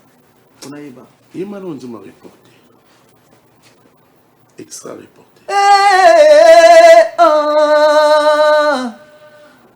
Likasabanga te longwe na nzete na kanda jamais kokoma likasa lidame ateka uke kwe kufata na identité nango emero pikoli batre nyonso bolingo yo ata bana bavwa moyo bakweya. Ouais, Thierry Miguel, c'est que l'homme a une parce que je connais son travail. Bravo à vous et beau vent dans la vidéo où nous sommes Mikolo. J'ai parlé tantôt de le métis noir Fabregas, le maître de la musique africaine, qui sera avec son frère ami depuis Pombaniance le dimanche prochain, donc le 13 avril, à l'hôtel Hilton. Donc retrouver un concert d'une présentation officielle de l'album Les Inséparables. Ils sont également les Inséparables. Cette fois-ci, c'est dans le bon. Concert les a confirmé pour le 13 avril prochain na Hilton Hotel. Maestro Fabregas na depuis pour l'Alliance des Inséparables. Gina PMF a réception des contrats. Bonjour Gina. Bonjour Tomiko. Na mono okala. Celui-là. Makamutu ezali ya Maestro Foyo Bimoloba. Si. Nazo mono souté. Première question d'entrée de jeu. Qu'est-ce qui se passe Gina PMF? Ouais, premièrement, avant de commencer, je salue tout le monde qui me suit à ce moment. Et puis je salue mon boss, Kenji Tikirios Kuzara Chimese, le trop chef terre, le guide suprême de sa génération. Maestro Fabregas, un peu si Mambote Sikazo ko séjourné la minute au Loud City dans ma campagne. Donc on a apprécié Mambote puis on a apprécié Mambote l'équipe na biso mobimba quoi. Tony Koko biso to ya ka ngala ya TV pona soki message eza ya ko loba ko transmettre bato ba Hollande biso moni. La TV te poto le makambu ya bato. Donc la TV on est bondé na bimi boyebi ke Hilton. Donc ça dire c'est 13 avril, c'est dimanche prochain. Donc 13 avril, donc c'est dire moment où batuño su bazela qui vraiment pour les kambango et coquille. Parce que après plusieurs reports. Hein. Non, c'était pas facile. Il y avait Oyi makambu le kaki na mboka, togai ko tsaka date mba mo bongote. Et puis, nous sommes aussi Libanda, Villanova, Zambie, Toto Beta na Zambie. Après Zambie, tu as vu la Colosie. Donc, après si Patrick Moulilo, le roi zambien, Maître Élysée, après si Bambote, Diekibala, après si Maman Karim Mukanda, Bambote na Zambie, donc tout à Zambie, Colosie. Après ce qu'on dit, Tobimi Bosco, tu es comme les Inséparables. Excusez-moi, donc. C'est 13, Batouba et Apo, les Inséparables, Tony Koko, album où on a bien mise en jour, il y a Wake Up. Pour Wake Up, tant au Salemaki, Batebele, Bazela, il peut mettre un peu de concert, pour Baya Royo, comme Lélo, dommage que, il peut être Lélo, on a que, Maestro Fabregas, n'a des plus de pomba, mise en jour, on a des Inséparables. Pour Tony Koko, les Inséparables, on a des facilités. Batebele balingaki yango te bima batebele do bazelaki yango te mais lelo pene comme soko le kananzela osoka bo amour sacré de boss Doudou Kikela 12 a ozalawana oleka boyo ki pena prix à payer il y a le boss docteur Foster Sompo a ozalawana oleka boyo oyoka banzembo ezebele banzembo comédien oyoka banzembo eza wana lokola ba venez m'aider à le boss Eric Mandala na profiter na pesa Arnaud Mandala bambote na Soudaf quoi. Donc ça dit c'est 13 vraiment ba table les gens on a la réservation et to bandi on peut na prix mon akolo ba prix Tony. Allez-y, ça na sport ba pe ça va monter tout ba ça va pour to tieka te la VIP mo danger to tiepe pour na batu nyonso. Donc ça dit ba petit peuple ya $50 bali. Ba peuple za pe normal ya $100 bali et puis table de réservation on ya $2000. Donc ça dit bato ba kolinga ba benga pour ba réserver bango table ba yoka bena musique. Ba yoka bena musique, ba yoka bena ke koto maestro Fabregas, koto président de Plic Pomba. Boyoka ngo bena a live on biso to mona bino nde to senga boya bene belé ba réservation ngo bo tala na fiche wana bo mona ba numéro ezawana comme ça bo bengi to mona ba fiche on va illustrer ouais ba tala na fiche comme ça ba benga ba réserver ba place na bango po concert wana eza na mona concert mo mémorable. Donc ça dit ba tuba ya bena c'est dimanche au kaka na Hilton Hotel et puis dimanche prochain et puis pour la conférence de presse. Il y a une conférence de presse pour la concert. Il y a une conférence de presse le 10 avril kaka na Hilton Hotel. Donc ça dit Moutounion soit à libre, il y a des choses à inviter. Merci.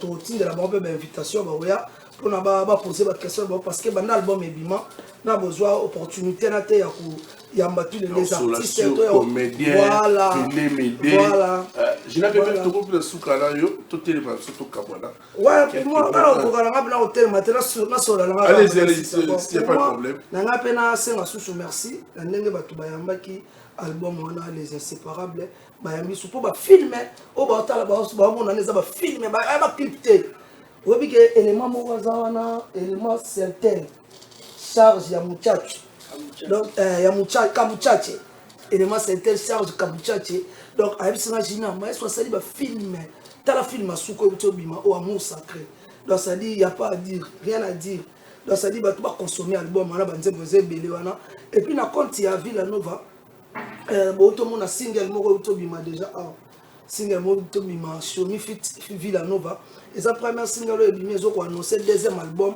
ya groupe na biso poto zo sala deuxième album ya groupe merci sur Blaise Mbala na Suisse Del Mbala na Paris bazo tala ngai donc ça dit merci bon consommer je m'en fous et ça on a la plateforme tu ya téléchargement quant à moi pour finir kaka na qui n'a invité vraiment ba o ya ngai les autres bajo maestro ba mettre kraka ba nani te dans bateau pena ya ngai pena o pena na bi pena que so la fandi boso ga ye poison ka sire kamotema ya maman Karine na pesi ba mbote belé la sovola na ngai et puis na bosanité les boss hein et na tiaka a Eric les bijoutiers la pesi ba mbote belé mais boto kuta na bino nyonso boya vraiment plus pena le 13 boya ko savourer pena ba bonne musique boya ko ba belle mélodie boya ko pena battle pena ya maestro Fabregas na poser de Plic Pomba na kata Hilton to banda 18h parce il y a Willy Mouchenia Yebi Azana maladie c'est quoi qu'est-ce qu'on dit Azana maladie et on donc c'est Azana maladie mon père voilà ya Willy Mouchenia Yebi de Yebi ko Levin pa ya Yebi Odette Chibambe femme d'affaires. C'était une façon pour moi d'introduire Blaise Créateur à travers cette émission Gare Centrale. Nous profitons de l'occasion pour dire merci à vous de nous faire confiance. C'est la radio-télé du groupe L'Avenir qui existe toujours et qui existera toujours. Il ne faudrait pas qu'il y ait plusieurs malobas. Tout le monde commet RTG Kanga. Attendez, aux Hollandais, aux RTG. Donc RTG Kanga, TP, Kanga, APT, tout ça toujours. Merci à vous de rester fidèles également, de manifester votre présence à travers cette émission Gare Centrale. Blaise Créateur. Merci de venir. Merci. Merci. Moussala Nayo, mon frère. Le notable Abandalou, Jipenka Bongopé à CP là. Jipenka Bongopé, bon dimanche. Boni. Mais ça va, Tony, malgré. Santé, vous êtes venu à la Mikolo, oui, et puis les mecs, ça va bien trop, oui, bien, vous avez la forme Mikolo.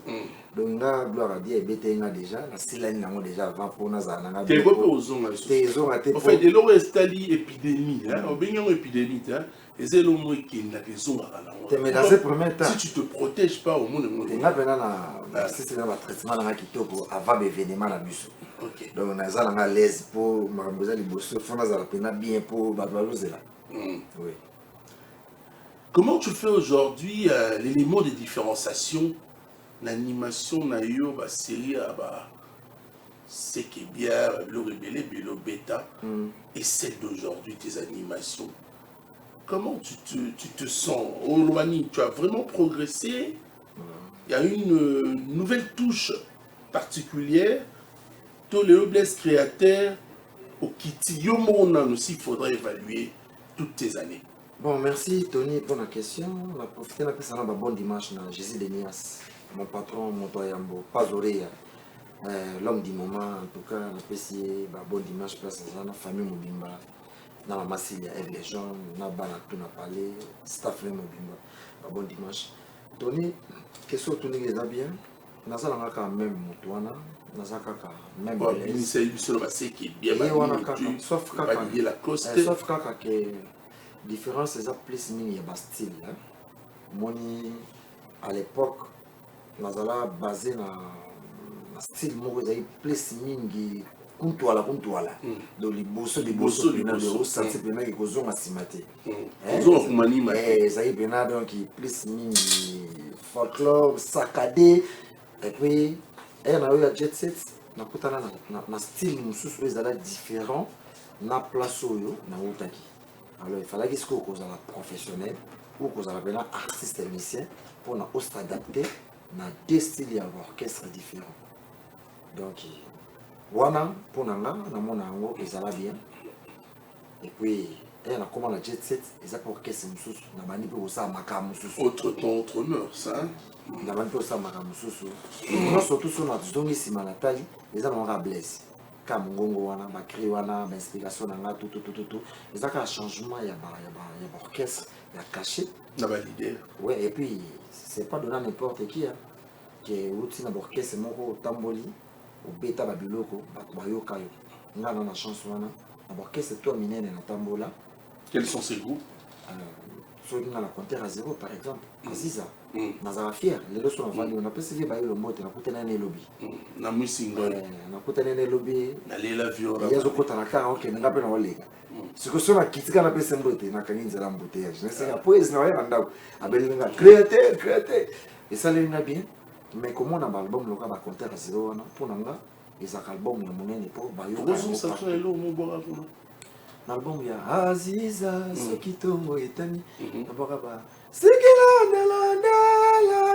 donc ils ont la référence et Moutazo yoka déjà et oki da ba Aziza oki ba José Ngoka et puis déjà qui pourtant on le boy bah tu dois parler bah c'est pourquoi peut-être que tu vas bien monter tu vas bosser na yango et c'était Blaise créateur donc déjà oui ils ont dit bêta déjà na baba ti le bêta donc ils allaient déjà cacher pour bilo arrêter les arabes chef d'œuvre ouais c'est là ils allaient mais le leçon toujours raconter à zéro on a Blaise créateur malamo donc so oyé na ba seke bien babonyoma oyoka ke Blaise azaki pas fait bailo na Blaise akomaki et pas Didier Lacoste azaki Blaise mususu na travail na changer sous couleur na pesi couleur o ekanga par il y a on avait autre ton et puis ma maison évolue ouais après wana sko na yepa Jésus de Nias le padre apesa na makambo monde entier lelo et puis na ina peli le sous la couleur mususu de chance nanga naza na facilité à s'adapter pour artiste à la frontière artiste c'est ata batelo style mio surtout en tant qu'un artiste il faut affronter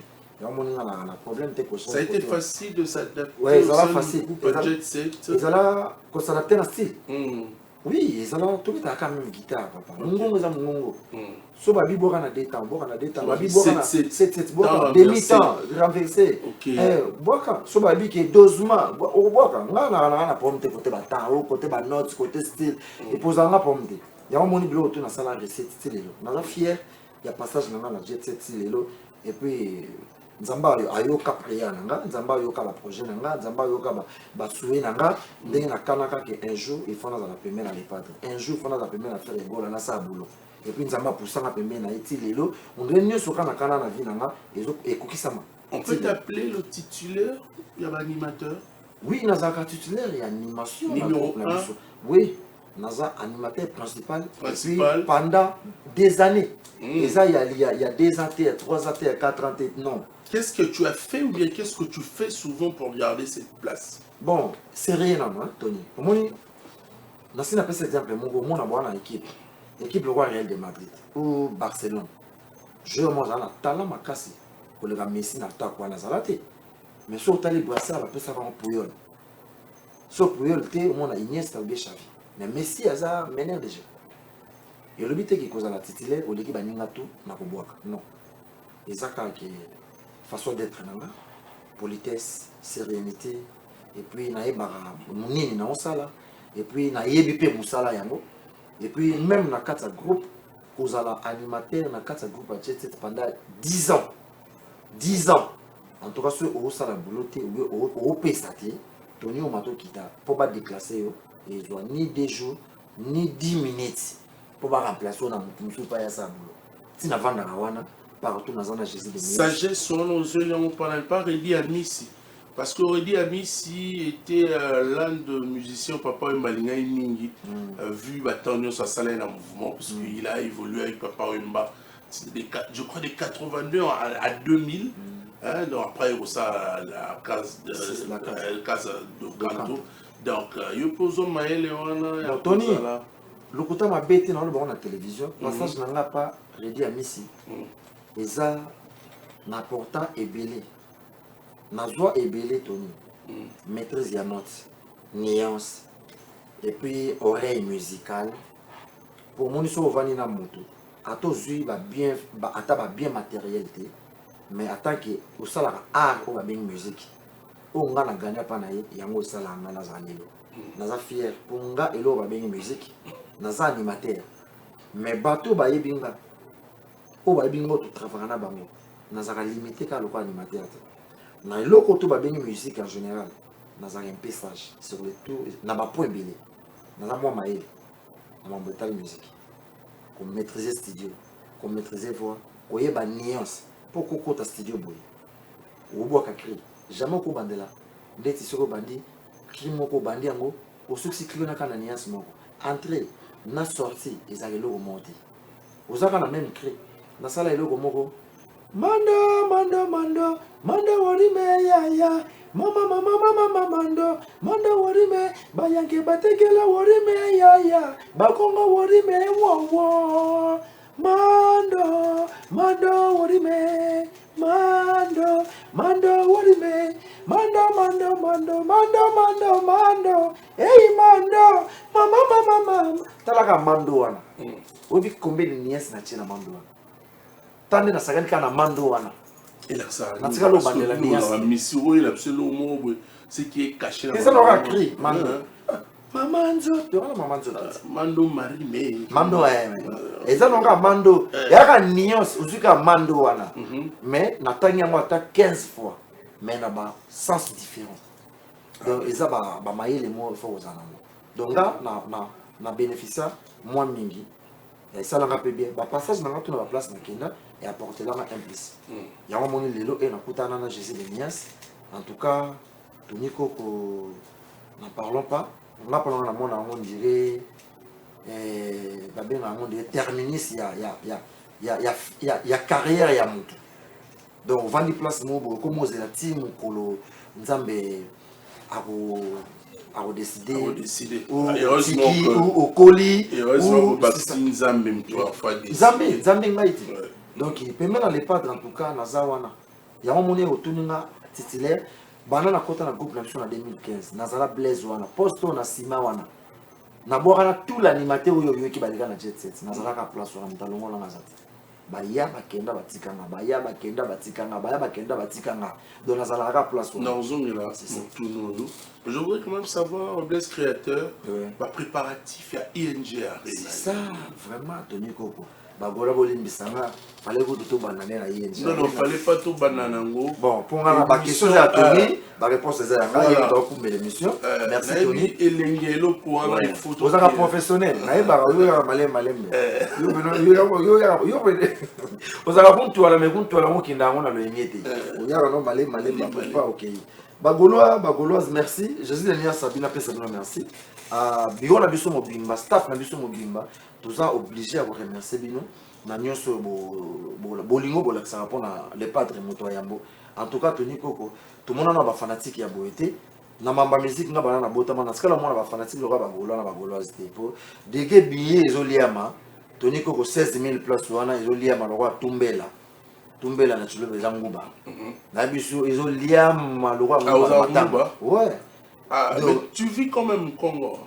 Ngaba batuso mona ramon. Voilà. Par rapport à ba na sala. Ngana muluba ngaza kanko. OK. Les passe à Nadine mo. Ah oui, na mona na Angola. Asko na Paris. Na zarani na Luanda na oui. Tony Koko Bagolois le 7 juin, rendez-vous à ne pas manquer. Boki pas musulté. Et puis place au Kende Pesate. Donc place au Kende Pesate, va se déplacer dans New York, les États-Unis, le Canada, Londres, Allemagne, Hollande, partout, la Suisse, partout Italie, les jours en Belgique, ils ont ça. Tous les Congolais au bazar. Là tu parles de vous en Belgique. Vous comprenez? Belgique, nous sommes ça. Mais Paris peut concert les alliés à Robin Mundi. Là, nous avons OK. En tant que chroniqueur, on a rappelé. Dans un événement, Makamuna Biso, concert au Balozila, le concert à Jésus de Nias, le 7 juin. Biso Lia Malora Ngouba na Matana. Bagola, merci na soutien à Bino. Tout ça, un calendrier très costaud. Tellement, dans un an, permettez. Il y a quoi c'est Bino, date, mais Bobby de Yaki Tobet à Londres, Bobby de Yaki après Belgique, Tobet à la Canada, Bobby de date, c'est belé. Et pour l'instant, le 7 juin. Le 7 juin à Belgique, Tony Gogo. Et comment qu'il y a aussi la ING Arena. On va être en 2 jours. Tony Koko, ceux qui 2 jours, on est annoncé. Et puis il faut comprendre que les billets il faut un peu dans mon retard, mais les billets ils ont aussi 16 000 places, c'est pas donné n'importe. Mais bon, ça c'est la force du leader du mouvement, faire rigoler le pas ne pas n'importe quoi. Voilà force artiste. Jésus de Nias force na ya on a pour yemo le bagué et atala sima mona ba volant na ye atun samarate. Tony Koko na bien si ba to ba ya jour wana. Va comprendre qui est Jésus de Nias, va comprendre répertoire ni faut to bomber là-bas. On doit trouver les préparatifs. La préparation qui est des billets. Tu peux préparer une séquence ya sika Tony Koko. Bato ba concert wana rien à voir na makamto sala na Didas Arena. Rien à voir na makamto sala na Genève Arena. Rien à voir na makamto sala na Couleur Café. Rien à voir na makamto sala de Marty. Tony Koko rien à voir. Répertoire ya sika. Oyo rappela nzembo na disque bité mambo mais to comme na live même nzembo musique n'a pas changé. Mais même texte. Les pas dans une nzembo mais musique nous sous. On dévoilé secret. Côté animation, ba générique Simba Biso pour jamais tu vois trouver ta biloko asika ça identité orchestre ça non ba biloko esala orchestre o Simba bokoyo kamo mais après biloko wana o ego est-ce ko accompagner yango to na ba biloko ya sika o ba bakobina en tout cas soko to quitter c'est aux maladies Tony Koko animation ya kafu ngamo na hôtel mana na ba siré public Blaise Créateur l'animateur principal Jésus Nias prévané tozaki na Bomba est un stade où écoute l'équipe ING na monene. ING c'est 16 000 places. Mais stade à Bumba na habité sur na copé 40 000 places ou 50 000 places. Na tena concert wana ngamo du début à la fin. Na pesa na bolingo nga na zanga na mona orchestre na biso. Na confiance au patron na pesa nga. Na confiance au bagolo na pesa nga. Les jours là après concert à Belgique, tout va changer CG. Bon, la place ni bo changa, bo comprendre que noté, tout va cause à la tête. Même nga na cause à la tête. Les padres ndé mukolo makam. Et les padres za, boy bagé, bo za la satisfait sur tous les plans. Bo santé mo pas boire. D'accord. Mais spectacle Tony Koko na siré déjà battu. Côté spectacle, chorégraphie, répertoire, défense, séquence pour ma ratailler ma belle. Toi na biloko mo soka clavier bandi ko longa la bilamba yomo. Ça n'a pas boire. Donc il va base à la poser. Bon jour wana pour biso live les accords par les padres. Live les accords na biso. D'accord. Il y a le banquier Adams Mabungu. est en train de suivre cette émission. Adam Smabon qui me souhaite déjà un heureux anniversaire d'avance. Parce que le anniversaire d'Angaï. Tony Coco, joyeux anniversaire. Merci beaucoup. Joyeux anniversaire, Tony Coco. Blaise créateur, Nakokinara, 21 ans, donc il faut qu'on... Rodrigue Matende, mon patron. Tony Coco anniversaire, na yelo bien. Rodrigue Matende, motomoro bien. Naïbiso plus que bien. On va que motomoro bien. Parce que ça se trouve plus que bien. Tony Sona Zana Batabon, on a Kim, attaque 10 personnes. Le cas Rodrigue Matende, c'est fini pour moi. C'est parce qu'également, à côté d'un grand homme, il y a toujours une grande dame. Ouais. Maman Aziz Aloukusa. Mon temps à l'ambela papa, Azarana, ça l'a bien mon papa, Zozo Makanis, Azo reposé qui t'a encore. Non, na kutana na bateau. Maman Aziza, na kutana na bateau. Mais mon bali na yo, Rodrigue Matende. Un bon dimanche, place ça. Voilà, l'émission est tellement suivie. Ouais. Je profite de l'occasion pour saluer Massa Nangaïna Kyodo. Massa Nangaïna Kyodo. Kyodo Massamba. Massa Kyodo appelle Massa Nangaïna. Ah, ok. Geni Touti. Geni Touti. Il y a ça là, la BCDC. Il y a la Geni. La BCDC, la Petit Banque. Béni, hein? Geni. Geni. Geni Touti. Touti. Merci, bon dimanche. La minute au Talabiso. Azo apprécié au coup de ma casse. Merci à vous de rester fidèles sur nos antennes Ségare Centrale. Alors, Blaise Créateur. Tony Coco. On a bandé les questions. Ouais. Vous êtes titulaire. Tony Coco, ils ont roué les latés. Ils ont roué les latés. Mondo yamba ba Shawal, ba Igor, ba Degol, ba Mao, ba Rezé, ba Touana tout ah. Salaka otu nanga ngote, tu nanga bango, ba ozo tsuloka yonote, waneza département ya Blaise Créateur. Les pas là chef animateur. Naza titulaire d'animation banda la côte. Mais chef. Hein? Chef. Eh ben le but aux titulaire d'animation, ils ont toujours dirigeant d'animation. Ils ont un tamoko animateur au sa test. Ils ont tenté. Animateur d'abord au sa test. Les pas drazawan. Animateur à Boaki. Assis ko Boaka mo konza tuni yo Blaise Créateur. Oyo ki ndenge ni. Ils ont des attachements minés na pesoti. Yo kasi pour comprendre les gens makambo fo ba bendo mato ba koto ma moto mato non. Les padres de baratrote à sa pesanga ngonde wana na vanda wana tilelo. Donc il charge l'animation dans Simakango, Tilelo, dans la Simango. Les autres traînent dans le mouvement. Tous les animateurs sont belés. Tous les retours, il y a Golbert, il y a 4 minutes. Benda Monia, ma Benda. Il y a Golbert, il y a 4 minutes. Voilà, moi, ma belle. Benda Monia, ma Benda. Avant de l'Issende, qui est l'Ibaya, il y a les meilleurs génériques au Tilelo, et s'il a raté, tout ça n'est pas 4 groupes. Tout ça n'est pas. Tout ce qui est liquide, on boit, a commencé par l'eau. Tout ça n'est pas. Tout ça n'est pas. Yorobo. Zabazalanga mobali na bokile, zabazalo kumwe. Agene zote kama basi bazoto la yago les alinine. Aboka la bloc le rabat. On va bouger, oh, on va danser. Si tu veux bouger, bouger la tête. Tout ça n'est pas 3, nanga 4 déjà. Tout ça n'a mon Congo, doyen des doyens. Ntino, mon Congo. Tout ça n'a pas. Tout ça n'a animateur moi utaki nanzila baba Congo boye. Tout ça n'a pas. Tout ça n'a mon quoi ça n'a chaussette. D'abord avec Clément Nicolas na répétition. Vous êtes au nombre de combien? Tout ça combien d'animateurs? Toi tu as 7 hein Tony. Toi tu as 7 animateurs. Bon prince d'Angola. Il y a ça dans le mouvement. Nathalie l'animateur va engagé dans le groupe. Prince na évité sur nakolo aza frère na mona kaye na ba concert na biso a soutenir na biso ali na José de Nias na ba papa yaka mais nako classé na mte na place biso tozali ceux qui nous dans un groupe na autant na kombo ya mto dans un groupe mais na mte batikala ko yebisanga que Prince aza animateur na kata groupe ceux qui a comme animateur na kata groupe obligé na regarder bon na télévision que tout ça la Prince et bongo Doupidou Asaline Azar sur un groupe peut-être. Depuis 10 ans sur un groupe peut-être. Pour après histoire d'un ambassadeur qui est Tiabeli Liboma, Toyo Chaki Songi en tant que titulaire, il y a animateur principal, il y a Longolais. Non, les pas de ce cas-là Longolais. Oh, mon pas de ce cas-là Bengana, mon tout pas de ce cas-là Longolais. Il y a mon raïbi mamie na ça. Ndeba oza mukolo oyebi nini zo. Mais il acquise que yo n'aime tout ça là qui va Longolais. Ba monyo so malade na bango ya mwana. Après pour ça busoto na bango, ba ka ba pakola ka Blaise na nzoto.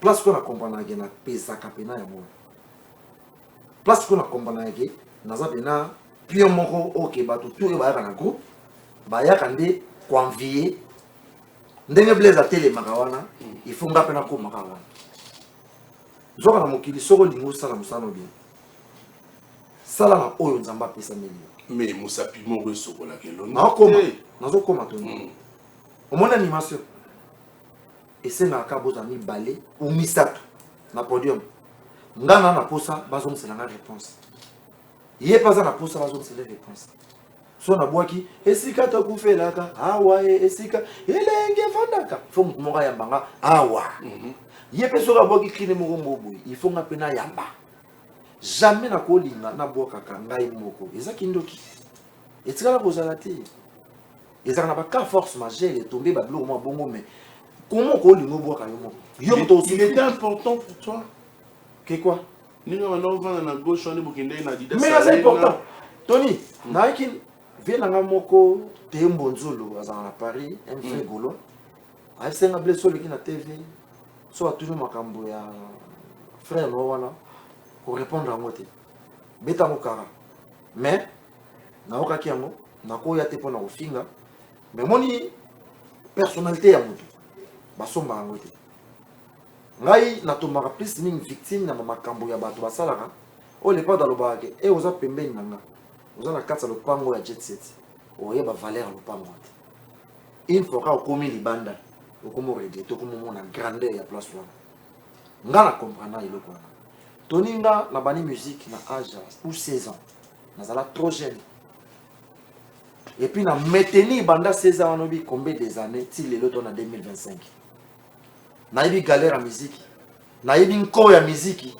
nayebi kanai ya musique toniko ko musique ezaka kola mukaboye outi pe parler na we répétition okute ne loko mo bo satané na moté eleze yo sans expliquer lobe olega na TV ah ngana longwe olongwe na menakanda après une semaine omoni ga ke kolongwana et comme no ngambo pourquoi na longwaki la musique il faut qu'on va supporter douleur la musique musique c'est le quoi te que oh moi ça va caresser non musique c'est un monde d'esprit au coup il y a peu beaucoup de nélo comme bon mieux moral a omelia mo kenda ko lali e go ya répéter le beaucoup de pe makambo susu de makambo le kilo dimanche ya monte mutele kalenzi ya mona ozaina mutulelo après 30 minutes ba so mutana asala accident kufi par exemple ba tout ba yi ko supporter choc la musique par exemple let's ngande na boy na zone na kuta pe ba constater que nga ba chéranga à tout moment ba pesa ba caresanga à tout moment non na zande mo na mayele tu as été suspendu combien de fois ou bien moi na tigala ko soit suspension ten orchestre l'être moko ya demande d'explication eza na erreur moko ka na sala na vie ngam na kota ka lettre d'émission mais na tomba victime na ku moko ba monter la kanga na koka ko supporter choc wana te na zala innocent na luba na zala innocent mais tellement ba mema ki likabo ba kene pe na ndenge ya mabe ba kepe ba bomanga nga na zala combattre même na ba musu ya bureau ala muki ka bo ya bi petane photo lotai mais gloire à Dieu et Jésus de nia ça ko comprendre que petane za innocent ba tout ba la ça ki innocence nanga et le capé na percé que na vanda boye na ke le reçoit lettre suspension que na vanda boye ba 25 ata 2 jours et tikala ko mela ngaite ba master surtout ça la musique tout ça la ngolo ka ba vie na biso mobimba nde toniko ko zana combien des années na RTGA a gagné la vie na ina kitio ya lo kwa biso tout succès et même na biso même pas na RTGA oui. Vu bon, mon travail beaucoup d'années na musala Tony ngai succès mais ma une certaine expérience acquise déjà la succès et même marangate ngana sala ba succès na mboko na bete ba générique ya liwa ba poule de mort oyo ki bena boye ba bina mais pour la ligne yo kara passe ya baninga mususu pembeni na oso nazo koma place wana na okoma question na fana sisa yo wana le so ba longo kara Blaise créateur docteur Martelé bena place le pour na sisa mo lelo OK ngai ndo moninga ya succès na sala même la jet set na sala c'est il y a na succès et donc ça la banoko bobo ka générique moko par exemple bino tout bobo ki générique mais ngalo bina sombika mais to boka même générique biso nyo surtout na na parla bien kolega bino standing organisation kolega bino et puis na sombika mais to boka bino générique moko bino bokoki osombata ata velo te okasondeke fo l'EHPAD de motu aya sombela motu soka kozala pembe na l'EHPAD déjà business eza mbongo eza opportunité Alassane déjà comment nyonso parce que babiloko wana tu wana bamona nga nde nakala bayebi te nga na motu oyo nayebi ke misiki ya vinanga parce que nde bamona nga na viva wana epesa bango nzoka baketo nzoka nga nde sikoyo bana bato tu na bokana na bango nde bajaluzaka nde nga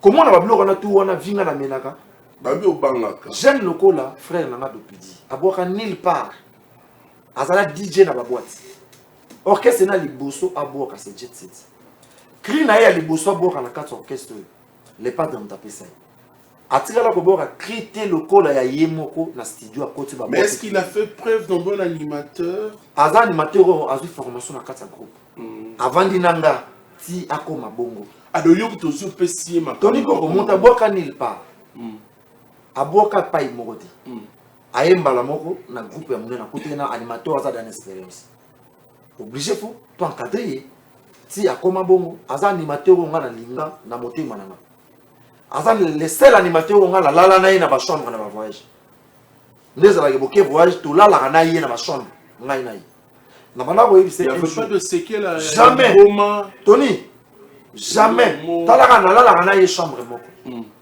na bana ko loba na ye bobi dupidi ngana we photo sa mamba minene dupidi ngana photo zo wa sele ona bili dupidi na mona ko lo wa gestak chipoi mona taille nous en anamo yo mukolo ke poto vimbo fungwa ma umona yo mama munenge échanger dupidi to linga boulot ngana photo sa mamba minene puis ko kisamaki to ke les États-Unis balege tout to yo ya to ke Paris to ko Paris to beti basala minene et comme ils tous ont Kisasa groupe besoin Kisasa dupidi akima biso na photo makambo bat baye ba ngote akima onde Blaise créateur azo tomber victime ya busoto ya batu oki osali buzoba na yo oye ozobamba Blaise créateur na télévision atikala azo mutu ngai na banda ko bwaka liboso na ye na sali succès liboso na ye depuis des ans générique côté à bwaka na carrière na ye o ya binisa bat na ba bar ti lelo ke muta koti bar azo bina voix depuis dit ezati wana ça manque à respect mais oki na télévision ye moko succès ba gérango succès le quoi liki succès ko kumba yote nga succès me manga te na sala mama na succès na jet set na beta 4 minutes toni ko na ebande ba manka mutu te na ebande ba sona na mutu te mise na biso moko to tuni makamuna nga abiso ke Blaise créateur zen pour les arankine jamais pour ni na ibi ko gérer succès mais bande ko ba ibi ko gérer succès te ba mona ba peut pas sa musique ta côté une opportunité azo ba nene te en gérer mazala mutu moko ayibi pas sa musique abi ko protéger kit na yona nga ko jalouser yeta degré animateur le quoi ngana ba œuvre ngana réaliser na ko jalouser animateur le quoi yete donc yo to l'accès ni aza jeune oyo apprendre animation pembe nanga boyete boye ba cri tout apprendre l'orchestre ngam na bana relaxer yango et puis azaki pe ma casse d'interprétation azaki mo maele aibi ke ana charge moko ba deuxième fois faut assigner avant de kakabilo na yebi na ko ye okangelo ko na ndako o ya na répétition yeba déjà que oko sala mpe bien te menga na yebite boyete fa ko sa boye ezaka bongo Blaise yo to l'accès ko boka na l'accès ko boka te ngana yebaka na lobi bo legi na ngai du bidu Tony azo boka déjà beta musique beta musique musique ya balabala na musique orchestre eza musique montée soko yeno orchestre monene okuta da bato aza expérience excès za pembe na bango okopeka mama malamu c'est comme ça na ko l'accès ko boka te mais pembe nanga apporter un plus problème ya ndeko nanga ezaka bongo ayebi mamuni na sala au Christ ayebi makamuni o asala groupe ayebi comment c'est comme moi na mobali yana ndenge presa banda kolinga ye presa linga jeune frère nanga wana makasi oza mukona non ben ko bengi petit na TV te mais na vient ye moko ayebi vous comprenez na ko bengi petit na TV te za ba grand garçon presa linga moi na mobali yana makasi orchestre mobimba makamu jeune wana sala biso tito zonga ya yate elekela tout le monde na quatre orchestre to swana na yete monde za ke boke tourner ke animateur moko osani na moninga esika lo sala animateur ke aswani na chanteur moko ke asala mbeba mo bagangeli rien même moral biso tout ye moko akima biso na poto atikala na poto orchestre ye roya na ndenge aya ko se retrouver na Kisasa ndenga ya ye moko imamni na sala babenga ngo abi de confiance au senti que sali orchestre mabe na bolingo bana ko peso pa les pattes au comment vivre na capacité yo moko Comment mon anga abidage les pattes à mutu moko soka limida mutu. Une fois là yo PC déjà mon comme on ndenga mabe yo moko mo mi kansela da mabe na place à les pattes. Nzoka tozaki na groupe. Alongwa ye moko ni ba benga na ye ni problème na blaise. Et bon scénario ça makiana comment vous avez jugé? Si ye moko kene ko juger makambo ya baba boma ki abeli liboma ye moko azala na ba vérité ko abeli liboma ko Jackie. Ngai na ko zala te pona marteleka likambo ya jeune frère na ngabana. Na événement munene bat boss na ngana niveau Belgique. Blaise créateur. Ndeni na osepelisa mokili. Ndenge nini na kosa busala pona na de quoi je suis capable. Bayaka bakuta nga ba longwa batika nga. Po yo nimtu buma bango bakinde. Tony Koko ko yamba ngai te. Yamba Marc Auza za directeur artistique. Yamba Nicolas za chef à répétition. Yamba Dji za chef d'orchestre. Zota DG Blaise pour le téléphone. Zota bata bureau ba vegile ma vakala ba visa pour na jeune zamba. Ou ba tresser les ça. Tout na bango Blaise créateur. Mon nom nga na plateau ndeka na zanga. Nga na zanga na complexe animateur. Mais pourquoi tu n'aimes pas Nani Aza voyager? Qui? Nani Monaco. Nga iske nga na ko ke boya Monaco ma voyager. Parce que quand la liste est ça la maca, le padre a tout nayo en tant que chef. C'est déjà une liste à voyage. Nga na participera déjà tes places à la liste à voyage. Nga na za mulongo sombolo ko ba misetu. So ba bi 7h na aéroport, beaucoup tana bateau ka ba bengisi na 7h. Bateau ba voyager beaucoup tana na aéroport. On a groupe au ba sala ko na voyager. Naza na droite là okeno ko jalousie muninga. Na ko sepela tena tena na podium na boka ngamoko. Ça que muninga zala. Très bien. To zala na depuis to sala ne ba boulot ya bien. Akoka ko maîtriser succès. Oh, il doit maîtriser succès. Vous comprenez? Ndaku na koma ko chai à l'aise. Na chai maman à l'aise. Akoma bena frère na to kabolane lipa, to la ne chambre moko. Na musique ba tebele ko babanga naka. Ate mais to la na chambre moko. Na kamo ake ko sala live na yeso ke émission na yo to sala mikolo. Ake ko ba kombo na ma. Ya kanso ndira o détruire nga. Nzoka bato ba bayi fort. Et si aujourd'hui il est bonnet, pardon, revenir au sein du groupe? Avant mon libosoté à Longwa, c'est un pardon. Obi combien de personnes à Longwa va finir les padres. Mais bah y a pas les padres limbisa bango to voir j'appelle na bango tilelo. Obi combien des animateurs mais insulter les padres ba loba ba mabe ba zonga pe ba considérer bango. Ko zonga le mutazong sa ba to za Jésus de Nias. Mutalonga la ba to Jésus de Nias. Ngana za nani na kata groupe ba ta munene boy. N'a qu'à empêcher que toi la baninga, n'a qu'à empêcher l'évolution de baninga. Au moins que même les pas d'accord le monama. Ce qu'on m'a cambié le bagi wana, n'a pas patron na nabi. À ce qui est nanda, à ce qui est. Banimateur et béla na so bazana comportement le quoi nga, ne ba genre problème. Tu sens un vide dans la tête, tu es absolument kabouala, tu sens un vide l'absence là. Bon, Tony Koko vide. Na ko sentir angote na ndenge nini oyo orchestre biloko na esko na zo paola de biloko nyonso oyo mona ya boka wana eza biloko ya orchestre oyo pesa ye aza na cri ote ya ye aboka na générique ya ye tous à la sincère omoni ozo na télévision ozo luka o nuit ya muninga il faut koyeba bango parfois na ba engagement na ba responsabilité na ba makambo o parfois on a affronté parfois yo za na ngoti alors ozo luka o nuit ya muninga na ba buzoba na yo moko na télévision na ba na otika suma kambana te na na TV pona pesa bino opportunité bo bimisanga mabe na boulot na lekio na ba œuvre na lekio na succès na lekio na combo na lekio na longi koteka face na lekio na ba cri chef d'œuvre ba générique e beta na baba na lekio obinisa na Kongoti mon frère un peu de respect oyebi o apprendre pembe nanga na cause la jalousie na yote yebisa ba to vérité comment okimaka biso na poto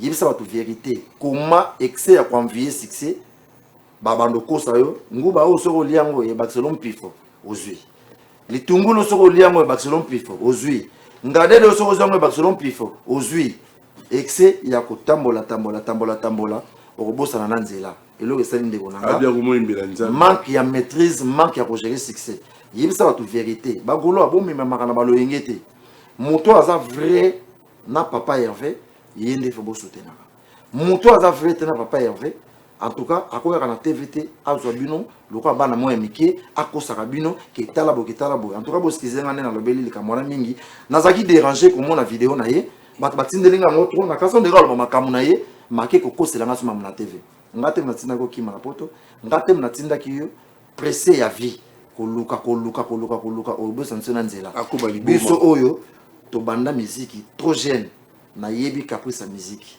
donc tu confirmes pas comment il liboma na yebi vie privée na yete on eza ngala ba mambo c'est l'orchestre na biso makamone salamaki aza en dehors l'orchestre yenga gela ta sur les padres oh les padres boy bablo msuzo sa lobi teke ozo fin ça même na kombo ya patron heureusement babuzo bana na sala ki yango en dehors ya groupe donc preuve année azara sur na biso na groupe te mais ko zale sengo na ngai te absence na ye toza na 7 animateurs na groupe donc ndenge ba forma ye ndenge ba animateur to bazana ba osa musala ndepe ba forma nga pour nga petit le pas d'akochanga. Merci Blaise Créateur, un dernier mot pour mais kolobana ba excusez kolobana na télévision ki ba œuvre nanga ba bloko nanga na sala ba disque papa Hervé eza motoki nanga ti le côté la kayembongo c'est faux banda la première générique depuis deux boaka na par hasard et koboye eza lisumu tous les crimes de Konango boaka oyebi bien oyebi nde ba créer à créer oyebi nde ba sala à créer les padres façonna on a façon tout pour comme ozawana